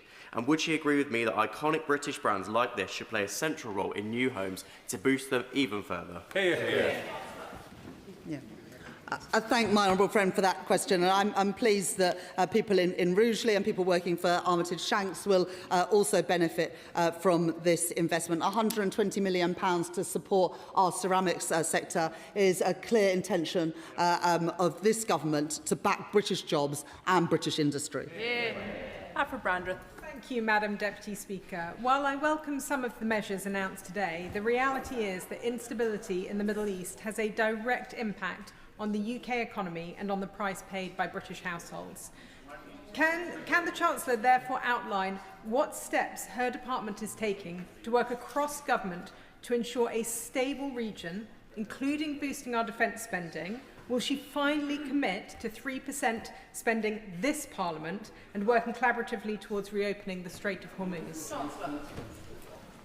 I do think it's a little bit rich for anyone in the party opposite to talk about the instability from the Middle East conflict, a conflict they wanted Britain to join in from day one, a conflict that our Prime Minister made the decision to keep Britain out of because that war was a mistake and it's having an impact on British businesses and British families. I'm proud to be the Chancellor that has overseen the biggest uplift in defence spending since the end of the Cold War. We're spending £270 billion during the course of this Parliament, taking spending to £2.6 billion by April next year. The Conservatives said they'd get to 2.5% by the end of this Parliament. They had no paid-for plans to do so. We are achieving it 3 years early.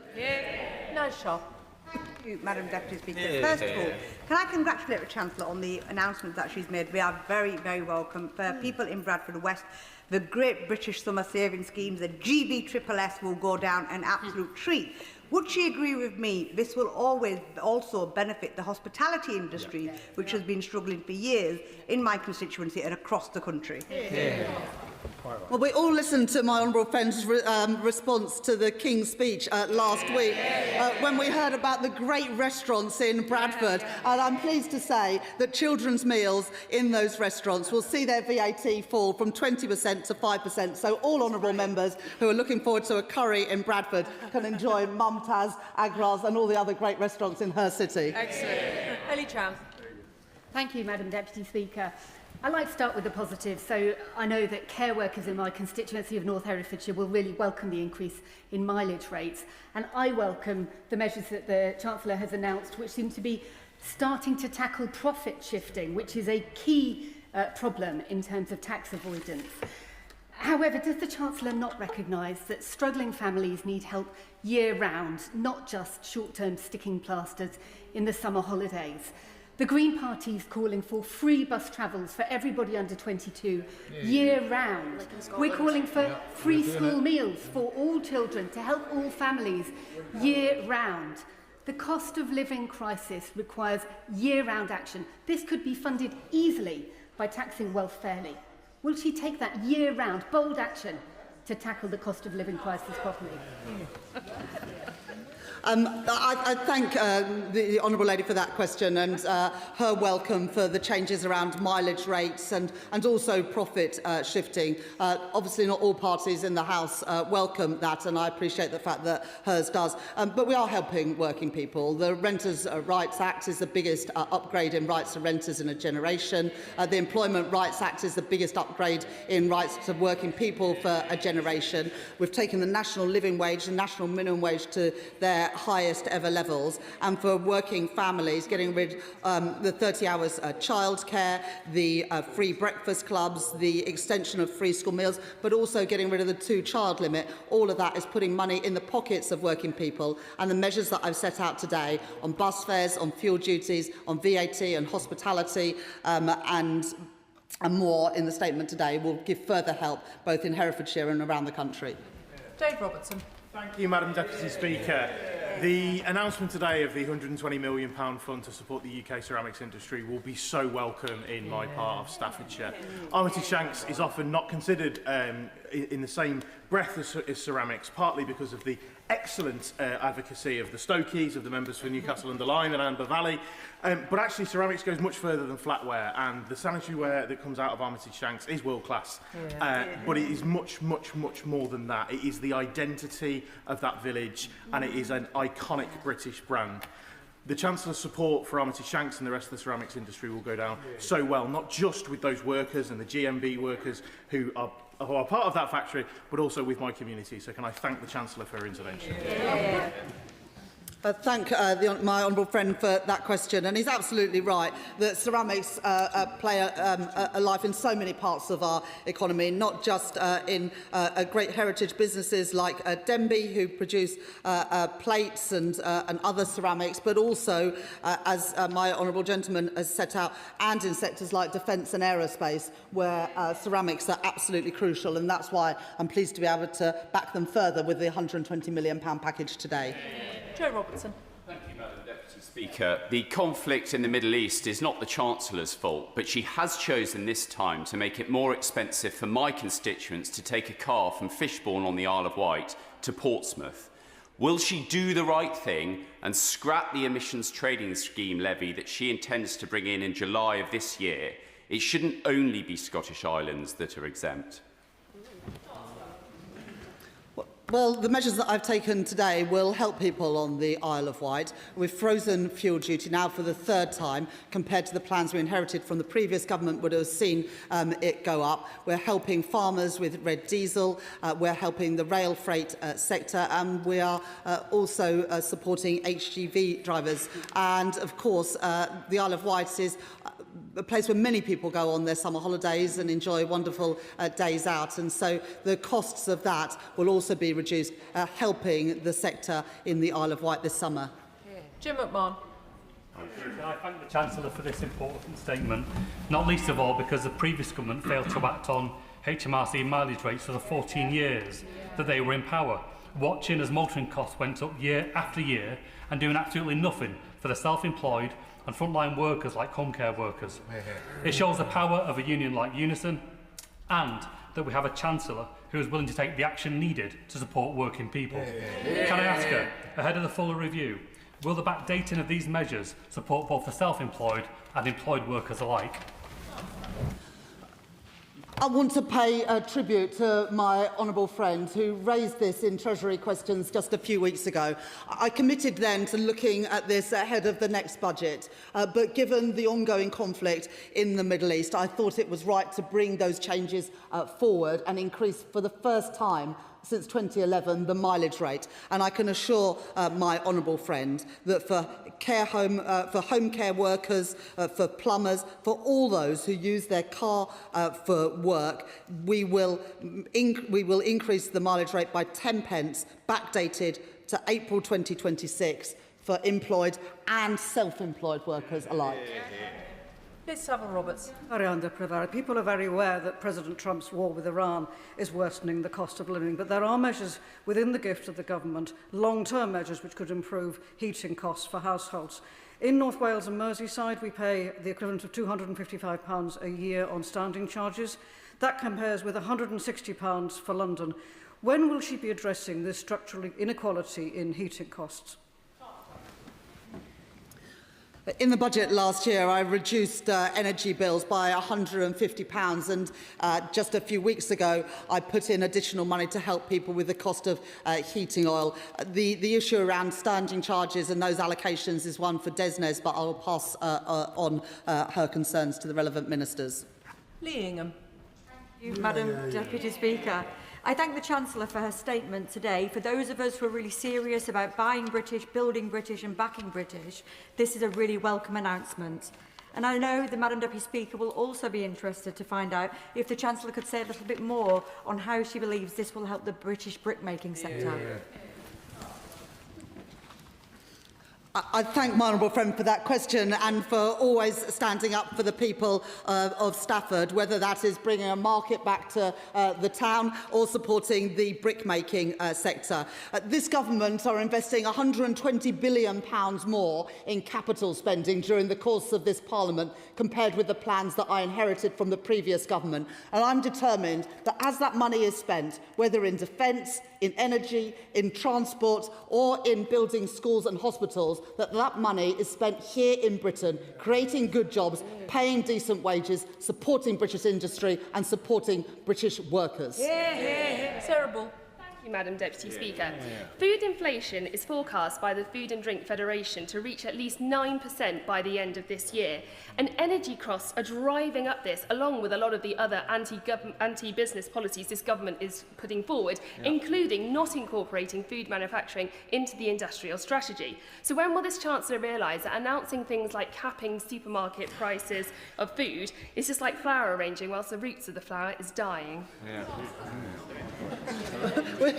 The honourable lady says that we should extend the industrial strategy. The previous government didn't even have an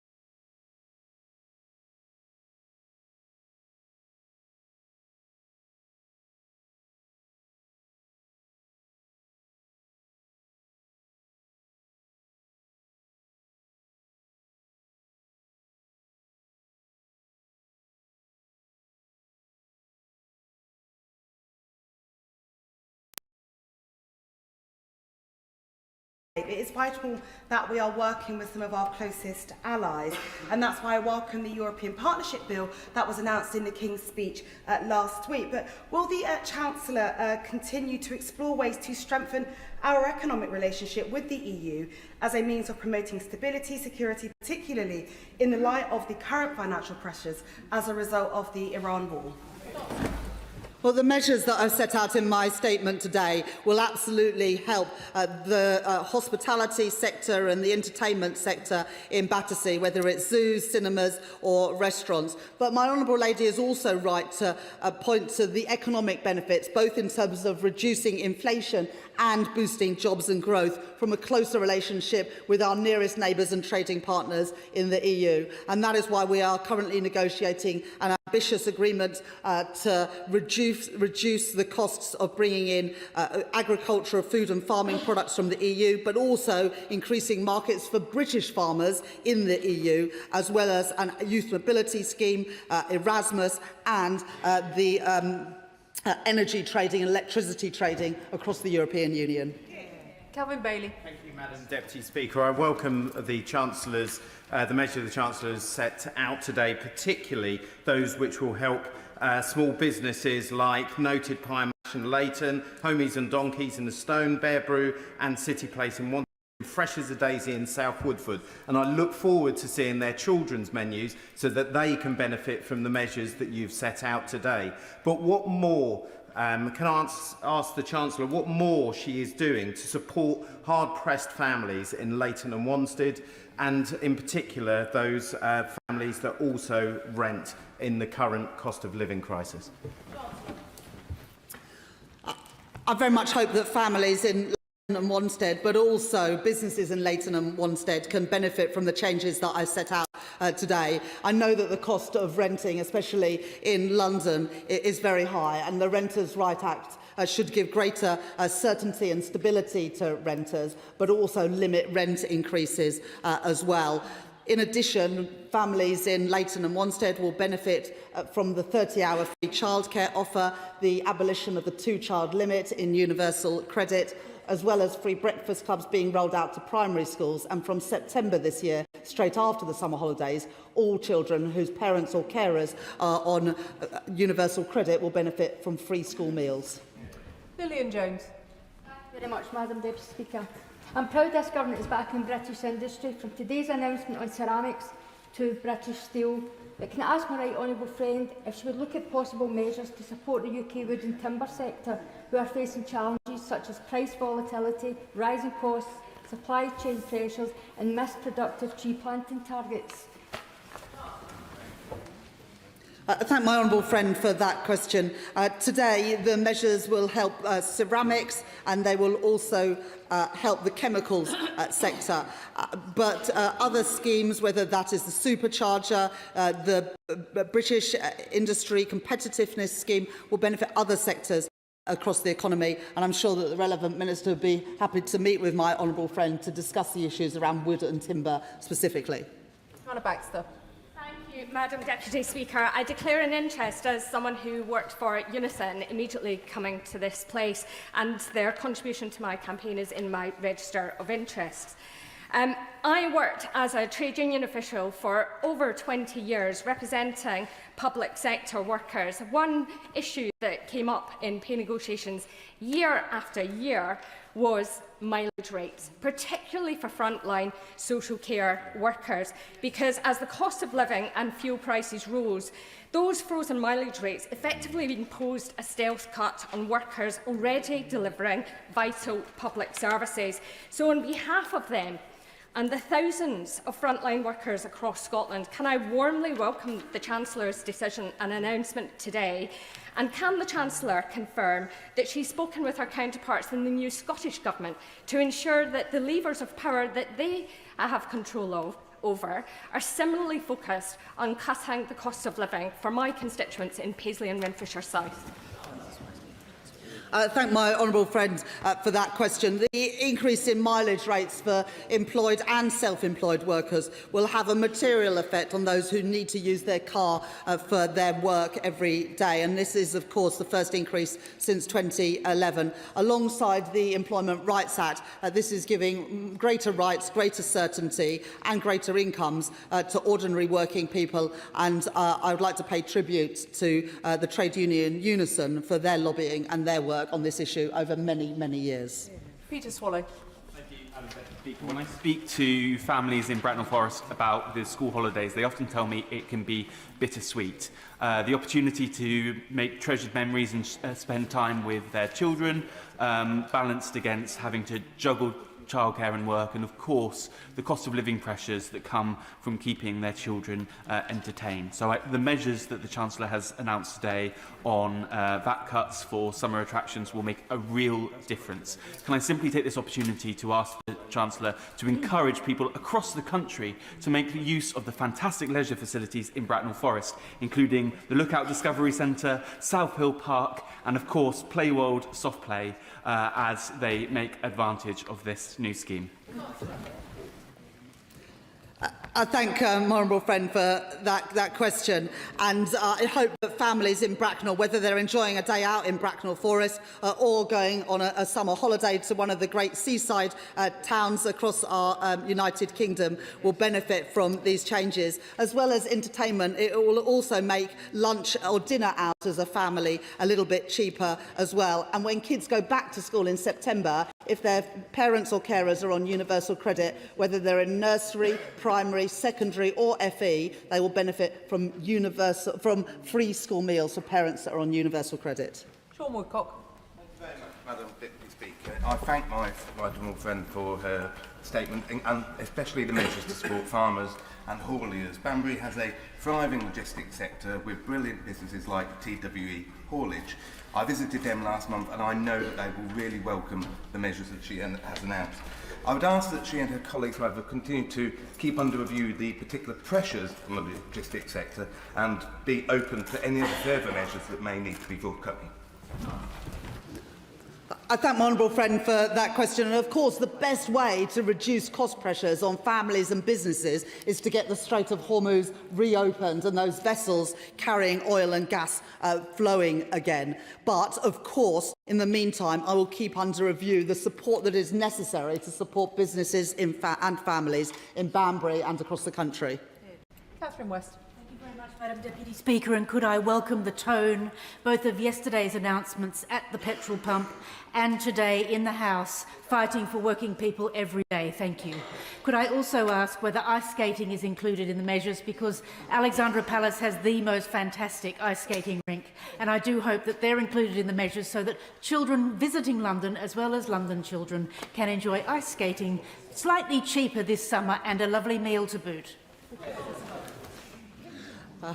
Thank you, my honourable friend, for that question. I will have to check ice skating. I like to pride myself on being on top of my brief, but I do not know whether ice skating is included or not. I did, however, know about the London Eye.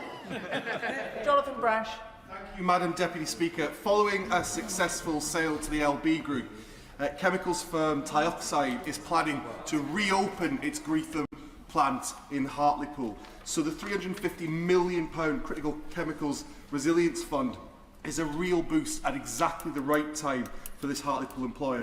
Can the Chancellor say a little bit more about how this fund will work to promote jobs and growth in Hartlepool?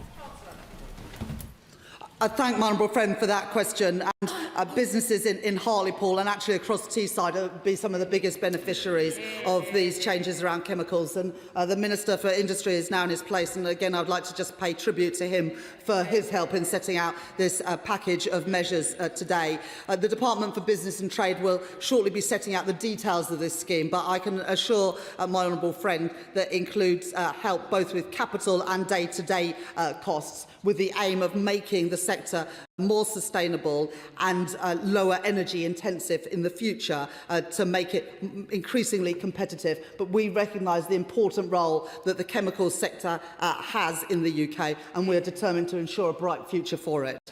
Andy MacDonald. Thank you, Madam Deputy Speaker, and I too want to thank the Chancellor for her statement, but particularly the announcement of the £350 million Chemicals Resilience Fund.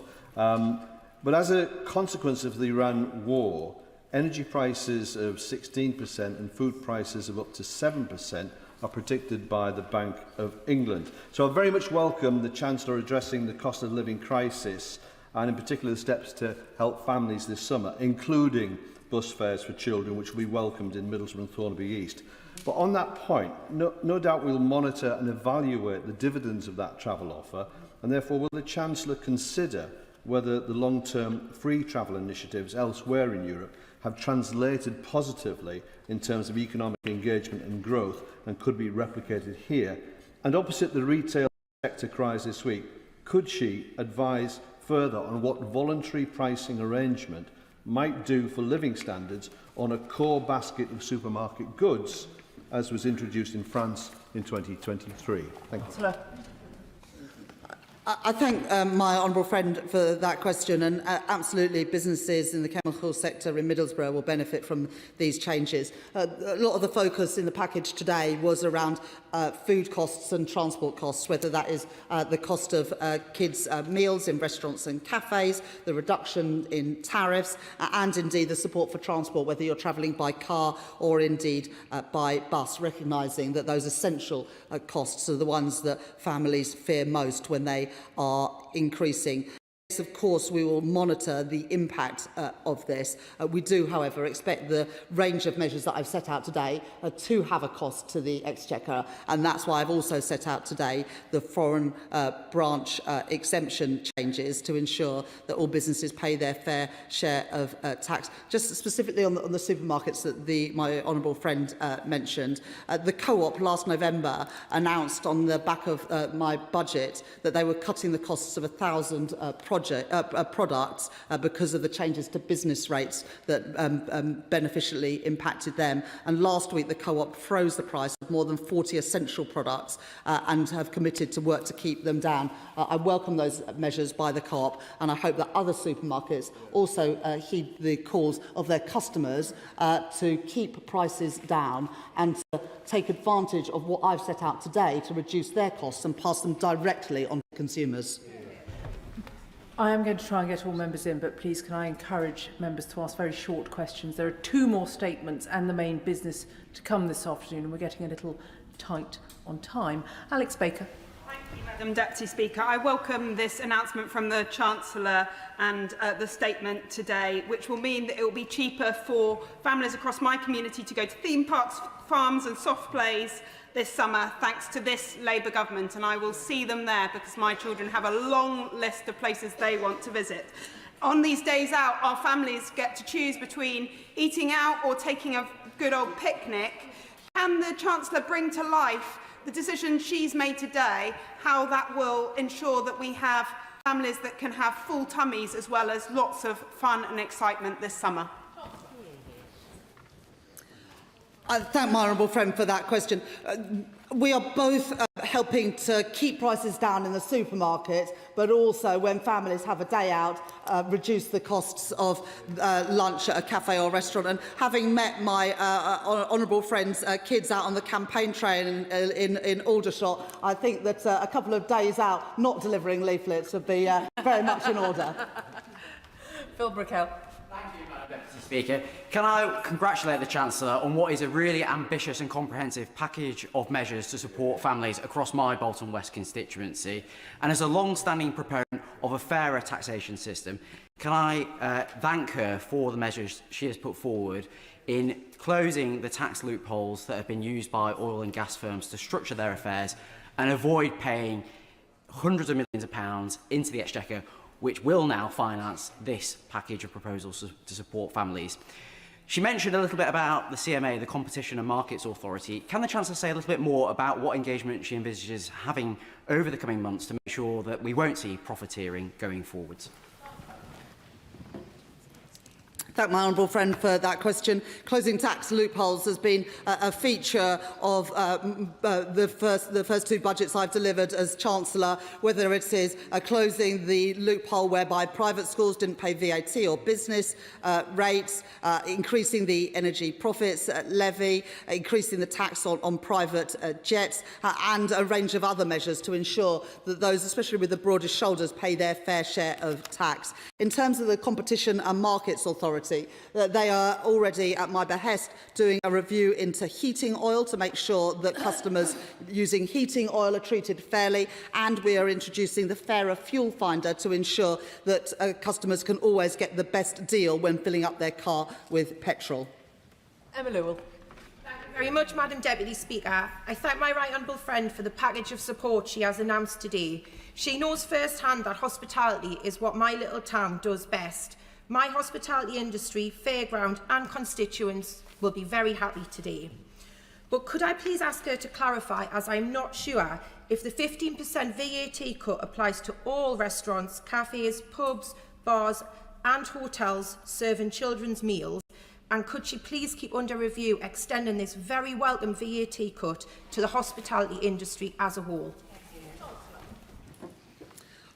I've very happy memories of having fish and chips with my honourable friend in her constituency several years ago, and I can confirm, whether it is a pub, a hotel, a restaurant or a cafe, for children's meals, the VAT will be cut from 20% to 5% between the 25th of June and the 1st of September. We will monitor the impact of this, both on tax revenues and on the number of people going out for dinner. We do, however, envisage that this will have a cost to the taxpayer, which is why we are funding it by ending the tax loophole, whereby some companies were using losses overseas to offset their corporation tax here in Britain. Emma Foodie. Thank you, Madam Deputy Speaker. Families across my constituency will be relieved to hear the measures today set out by my right honourable friend. Whether it is the freezing of fuel duty-free bus travel for young people this summer or suspending the tariffs on essential food items, all action that will be greatly welcomed by families who were very worried about the impact the Iran war was going to have on household finances. But can the Chancellor set out how much she envisages these measures combined will save families in the North East, and that she will keep under review these measures, including on energy bills of the winter? Thank my honourable friend for that question. I know that people in more rural areas, like some of her constituency are, will particularly benefit from things like the reduction in fuel duty and also the freeze in fuel duty, and also the free bus fares for kids. We think the changes in fuel duty have already save people around £100 a year and expect the same sort of benefit thereafter. HGV drivers will benefit by up to £912 through those changes. Bus fares, the bus fare changes are unlimited free bus travel for 5 to 15-year-olds, and of course you add in the savings as well for days out and meals out. But most of these things, all of these things are unlimited. You can go on a bus as many times as you like. You can take your kids for a meal and benefit from that reduction in VAT as much as you like. We want people to have an enjoyable summer, worrying less about the costs and more about making happy memories. Chris Webb. Thank you, Madam Deputy Speaker. The plans outlined today by the Chancellor are going to be a massive boost for families in my constituency, but also the hospitality and tourism sector. I'm sure she'll agree with me that we have some of the best attractions in the world in Blackpool, including the best theme park in the United Kingdom, Blackpool Pleasure Beach, who today are launching their record-breaking 8.7 million new ride, Evictus. Since the Chancellor has made her statement, my phone has not stopped from businesses, theme parks and organisations across the town welcoming this news. So, from behalf of them and myself, can I invite the Chancellor to Blackpool this summer to see the positive difference these policies will be making in our town and see firsthand the potential that we have? I'm really excited about what is happening in Blackpool, and obviously leading up to the 100th anniversary of the Blackpool illuminations in 3 years' time. I very much look forward to my next trip at Blackpool. I don't say that I only eat fish and chips, but I also remember a very happy meal of fish and chips in his constituency during his by-election campaign. Serena Breckenridge. Thank you, Madam Deputy Speaker. Parents, grandparents and carers will know that keeping children busy during the summer can feel like an expensive endurance event. Will the Chancellor assess the economic and social value of the Great British Summer Package of Savings, particularly its impact on opening up access to museums, cinemas, libraries, sports facilities, theatres, theme parks and attractions, building children's cultural capital and life experiences, whilst also supporting local economies in Wolverhampton, Willenhall and across the country? As I say, it's spoken like a proper former teacher there, expanding the cultural capital of our children. That's what my children want to do every weekend. But whether it is expanding their cultural capital or having fun at a theme park in Blackpool or in Alton Towers, I want children and families to be able to enjoy this summer. And also as a former teacher, my honourable friend will know that the summer holidays, whilst welcome relief for teachers and for children, often for parents, can be a time of worry. And I hope that these changes today will make the summer holidays a bit easier for all families. Hazelgrove. Thank you, Madam Deputy Speaker. People across the Filton and Bradley Stoke constituency work hard, and being able to enjoy time together as a family this summer is important for everyone. I know the Chancellor's announcement today on summer savings for families, including on popular attractions and free bus travel for children, will be warmly welcomed at home. Could the Chancellor please set out how the decisions she has taken to stabilise the economy have made this possible for the government to fund? I thank my honourable friend for that question. It is important that all policies that we set out are fully costed and fully funded, which is why we've made the change around the foreign branch exemption to fund today's package of measures, but also because of the reduction in reduction in inflation during to the measures I set out in my budget last year, and because of the strong growth we've seen, the fastest in the G7 in the first quarter of this year, make this package affordable and sustainable, and that's why we're able to set out this support today. Lola McAvoy. Thank you, Madam Deputy Speaker, I wholeheartedly welcome the Chancellor's intervention in this cost of living that is increasingly putting struggles on working families in Darlington. This is a proper Labour intervention from a proper Labour Chancellor, and representation matters in this House. As I look around, I can see Stoke represented through the ceramics industries supported. I can see Redcar, Middlesbrough, Stockton represented and those industries supported. So not only is this Labour Chancellor intervened to make sure that families in my constituency can have a much better summer, but their jobs will be secure for much longer. So thank you. I thank my honourable friend for that question. And this package was not just designed by me, it was designed by honourable and right honourable members in this House who have made representations to me about the cost of living, but also about the specific business needs and business challenges in their constituencies. So whilst I'm proud to be able to be the Chancellor that's delivered this package today, I also want to pay tribute to all members who have contributed to it. Jessica Toll. Thank you, Madam Deputy Speaker.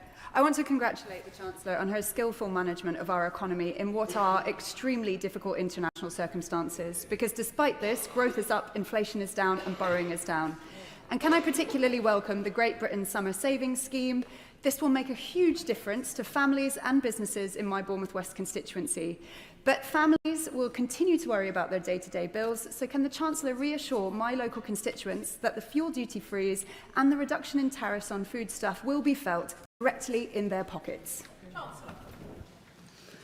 I thank my honourable friend for that question, and absolutely the freeze in fuel duty will continue until the end of this year, and we'll keep it under review depending on what happens in the Middle East, and the tariff reductions it's very important that those, and also the HGV duty changes, that those cost reductions are passed on to customers. I also am slightly worried after the statement that I've unleashed a competition between honourable and right honourable members about whose constituency has the best summer attractions, whether it is soft play, theme parks, zoos, ice skating, or being lobbied by the right honourable member for Redcar about lemon tops in her constituency. I look forward to this continuing ahead of the introduction of these VAT reductions on the 25th of June. Cat Eccles. Speaker. Can I welcome the announcement from my right honourable friend, in particular the suspension of import tariffs on more than 100 food and drink staples. I know my constituencies across Stourbridge, Brierley Hill and Netherton have been struggling with the cost of a weekly shop. But while we all enjoy a treat, myself included, it was disappointing to see the headlines leading with biscuits and chocolate when there is a public health crisis with obesity and diabetes. So could she assure the House that the government remains committed to the healthy food standard which encourages supermarkets to promote healthy choices? And will the Chancellor work with the Secretary of State for Health to ensure efforts to tackle poor diet and obesity remain a priority alongside the cost of living? Yeah. There's a whole range of products included in the tariff reductions, including imports of tropical fruits, of bananas, of olive oil and much more. But I expect that honourable and right honourable members would be forgiven for every now and then wanting to have a chocolate biscuit after a day of work in this place. Tracy Gilbert. Madam Deputy Speaker, can I welcome the measures that my right honourable friend announced today, which will help ease the cost of living pressures on families in my constituency of Edinburgh North and Leith, and on the very many businesses and attractions that are there, and in time for the Scottish school summer holidays.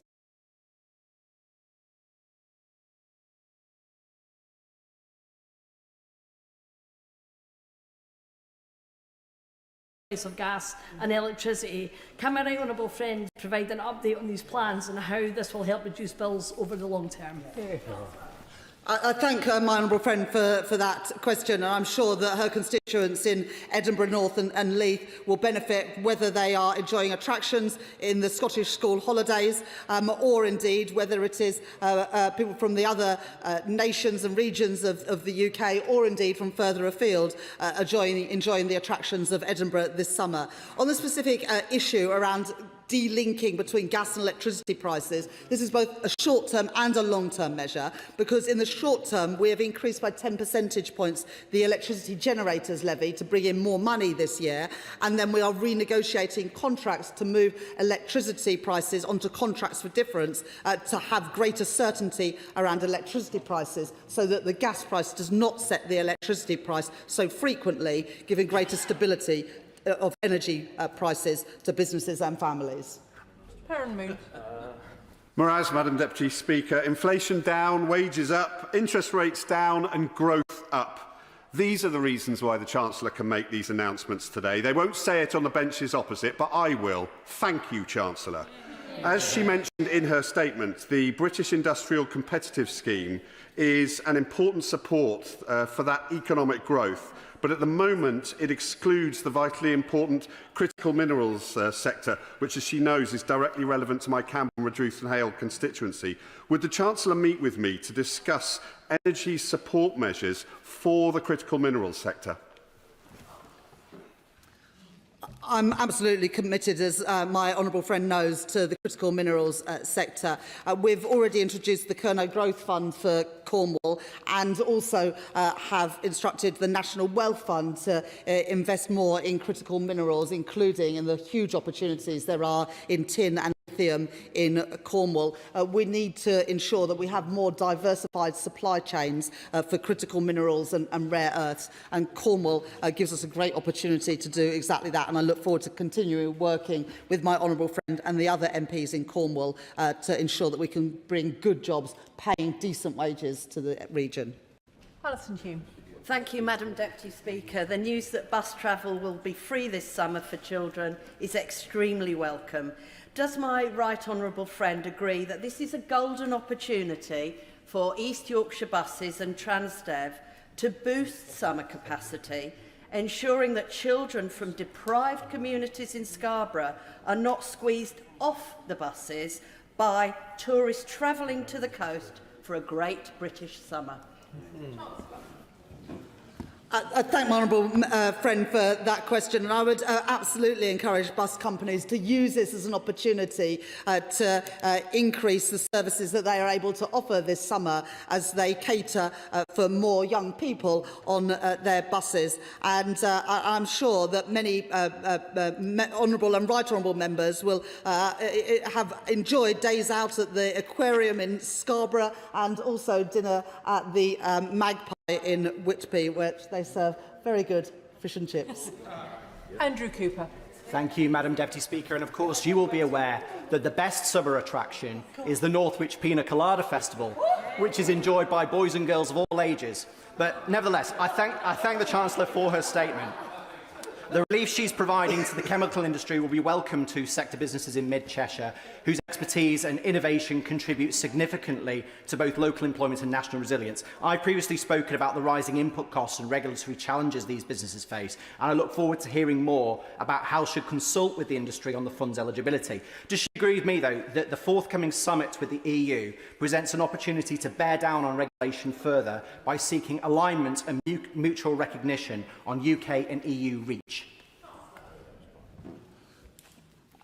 I'm slightly worried that someone's going to do a point of order about what age you're allowed to enjoy the Pina Colada Festival. But yes, we absolutely will be consulting on chemicals and ceramics to make sure that we're giving the right support for businesses. But we don't want a long consultation to get in the way of actually getting the support for businesses. My honourable friend also makes an important point about our trading relationship with our nearest neighbours and trading partners. We're proud to be a government that have done trade deals with the Republic of Korea, with the United States, with India, and yesterday with the Gulf countries. But the biggest prize is a trade deal and improved trade relations with our nearest neighbours and trading partners with the EU. We'll make progress on that, I hope, in the next few months.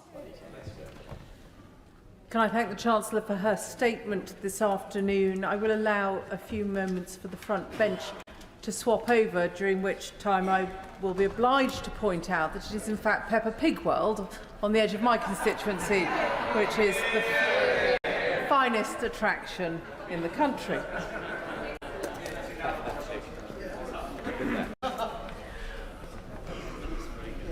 Which brings us to a statement on Middle East update. Minister Faulkner. With permission, Madam Deputy Speaker, I would like to make a statement to update the House on the situation in Iran, the Straits of Hormuz and across the wider Middle East.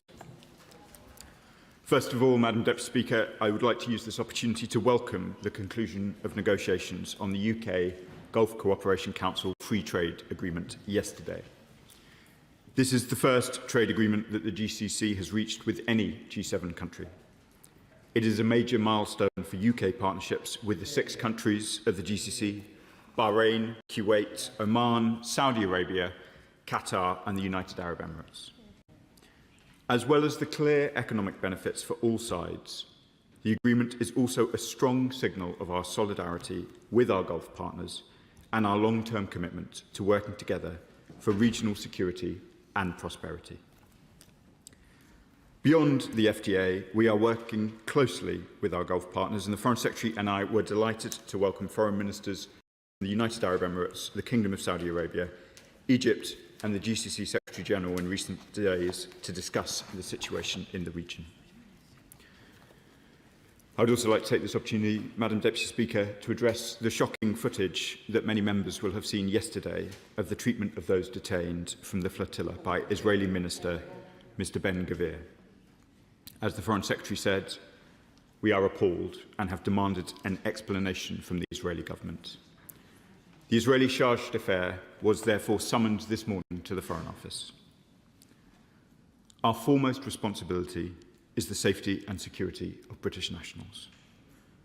Our consular staff are in contact with the families who have asked for consular support and with a number of the members of this House. Our staff in the region are now working to help British nationals get home. But let me say this too, Madam Deputy Speaker. While yesterday it was Europeans and others who were subjected to humiliating treatment, which has rightly caused international condemnation, we should be clear that Mr. Ben-Gvir has been behaving outrageously towards Palestinians day in, day out, ever since he became a minister. That is a disgrace, and it was why the UK led an international group of our partners to impose sanctions both on Mr. Ben-Gvir and Mr. Smotrich in their personal capacities, which I announced from this dispatch box late last year. Turning to the situation in Palestine. In Gaza, children are living amid sewage, parasites and disease.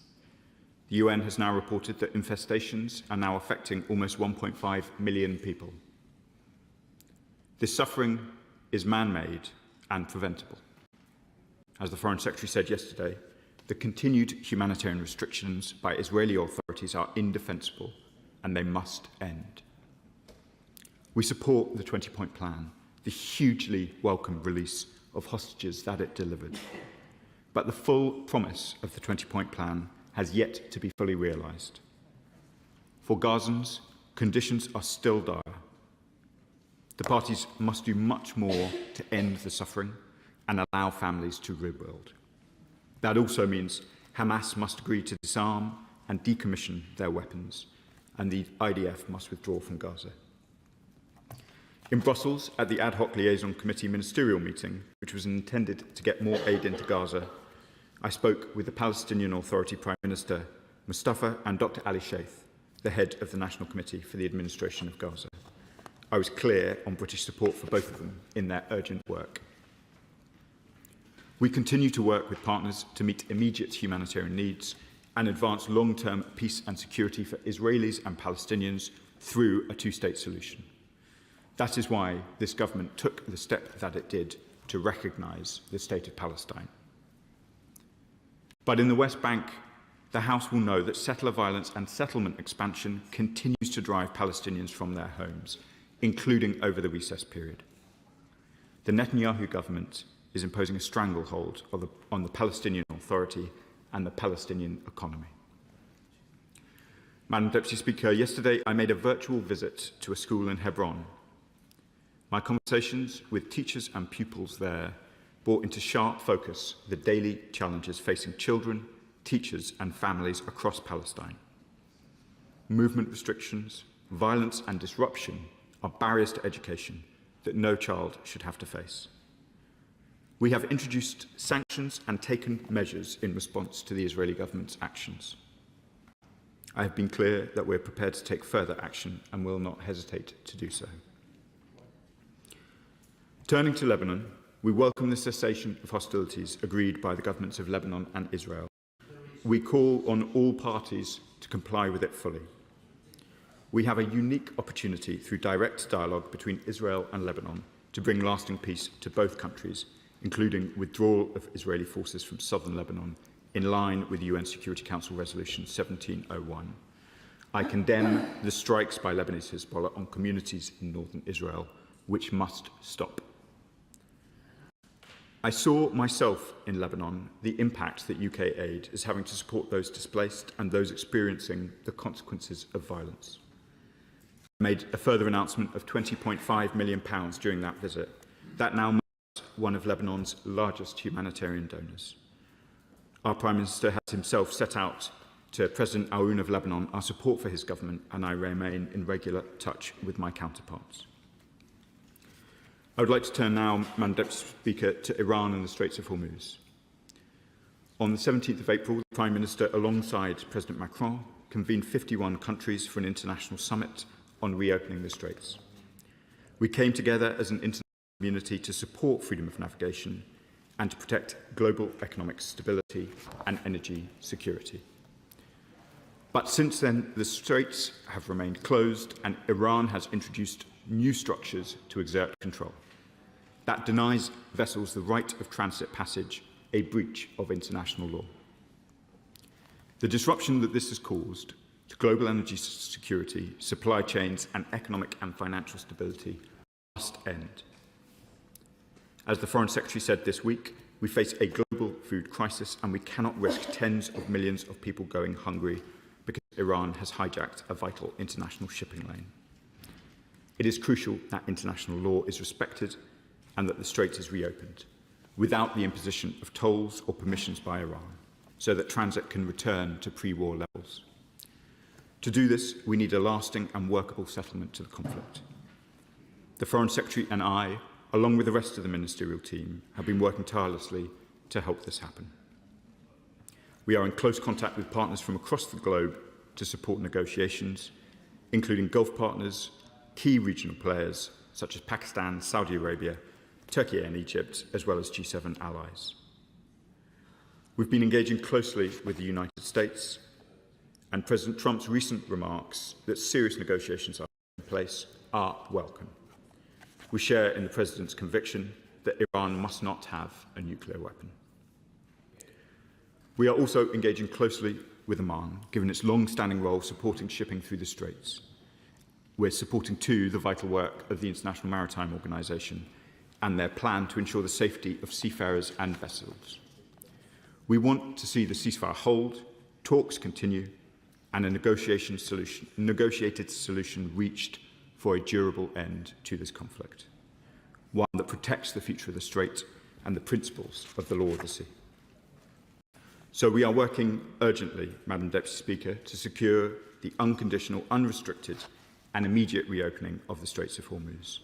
Not a partial reopening, a full reopening without restrictions or tolls. On the military side, the multinational mission announced by the Prime Minister and President Macron is gathering momentum.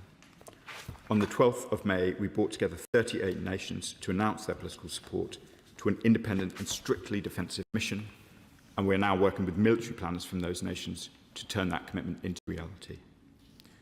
In consultation with relevant states and the maritime industry, this mission will support civilian shipping and provide reassurance to commercial shipping operators. We have been clear that operations will only commence in a permissive environment and in full accordance with international law and national constitutions. The UK is leading the way on this mission, and the Defence Secretary has already announced the UK's contribution. Together with our partners, this mission will complement ongoing diplomatic engagement and de-escalation efforts, which remain the priority focus, while demonstrating a tangible commitment to the security of international trade. Madam Deputy Speaker, this government will do all it can to support regional stability in the Middle East and an enduring end to the current crisis, including through further concerted international effort in the coming days and weeks. And I commend the statement to the House. I call the Shadow Foreign Secretary. Thank you, Madam Deputy Speaker. The conflicts and crisis in the Middle East continue to be felt in Britain and overseas, and the government must use all its diplomatic leverage and economic might to pursue a path of peace and stability in the region, which protects the interests of Britain and our allies and our partners. In response to the Minister's remarks about the situation in Israel, we expect full diplomatic and consular access to be made available to British nationals. But the Minister knows that progressing peace, the peace plan in Gaza, requires productive engagement from the British government and not just talk. The government has no role in the Board of Peace, so can I ask the Minister, what is the government doing to bring to the table support for the reconstruction for civilians, the removal of Hamas, the terrorist infrastructure that we know about, and, of course, essentially, the removal of Hamas from power? Can the Minister tell the House when he or the Foreign Secretary last engaged with the leadership team of COGAT and the CMCC on aid entering Gaza for those innocent civilians? Can he confirm to the House the quantum of aid that is going to Gaza through these routes? He himself has said the situation is desperate and we all need to see more aid going through. He must recognise that having a functioning relationship with the government of Israel is key to advancing these important humanitarian and peace priorities. And can he also tell the House what action he is taking to support the disarmament of Hezbollah, the terrorist proxy of the Iranian regime? Now, he's touched on the situation between Israel and Lebanon, and of course that can only be sustained with the right outcomes when the threats posed by Hezbollah are dealt with. So what is his assessment of the situation between Israel and Lebanon? On Iran, we all want the ceasefire to lead to the right outcome when it comes to ending the conflict between Iran and the regional issue that we are all faced with. It is vital that this war ends in such a way that it works for British national interests, but also for Western interests, and for our security allies and our friends in the Middle East who are on the front line day in, day out, including the UAE, which has come under fire again in recent weeks and days.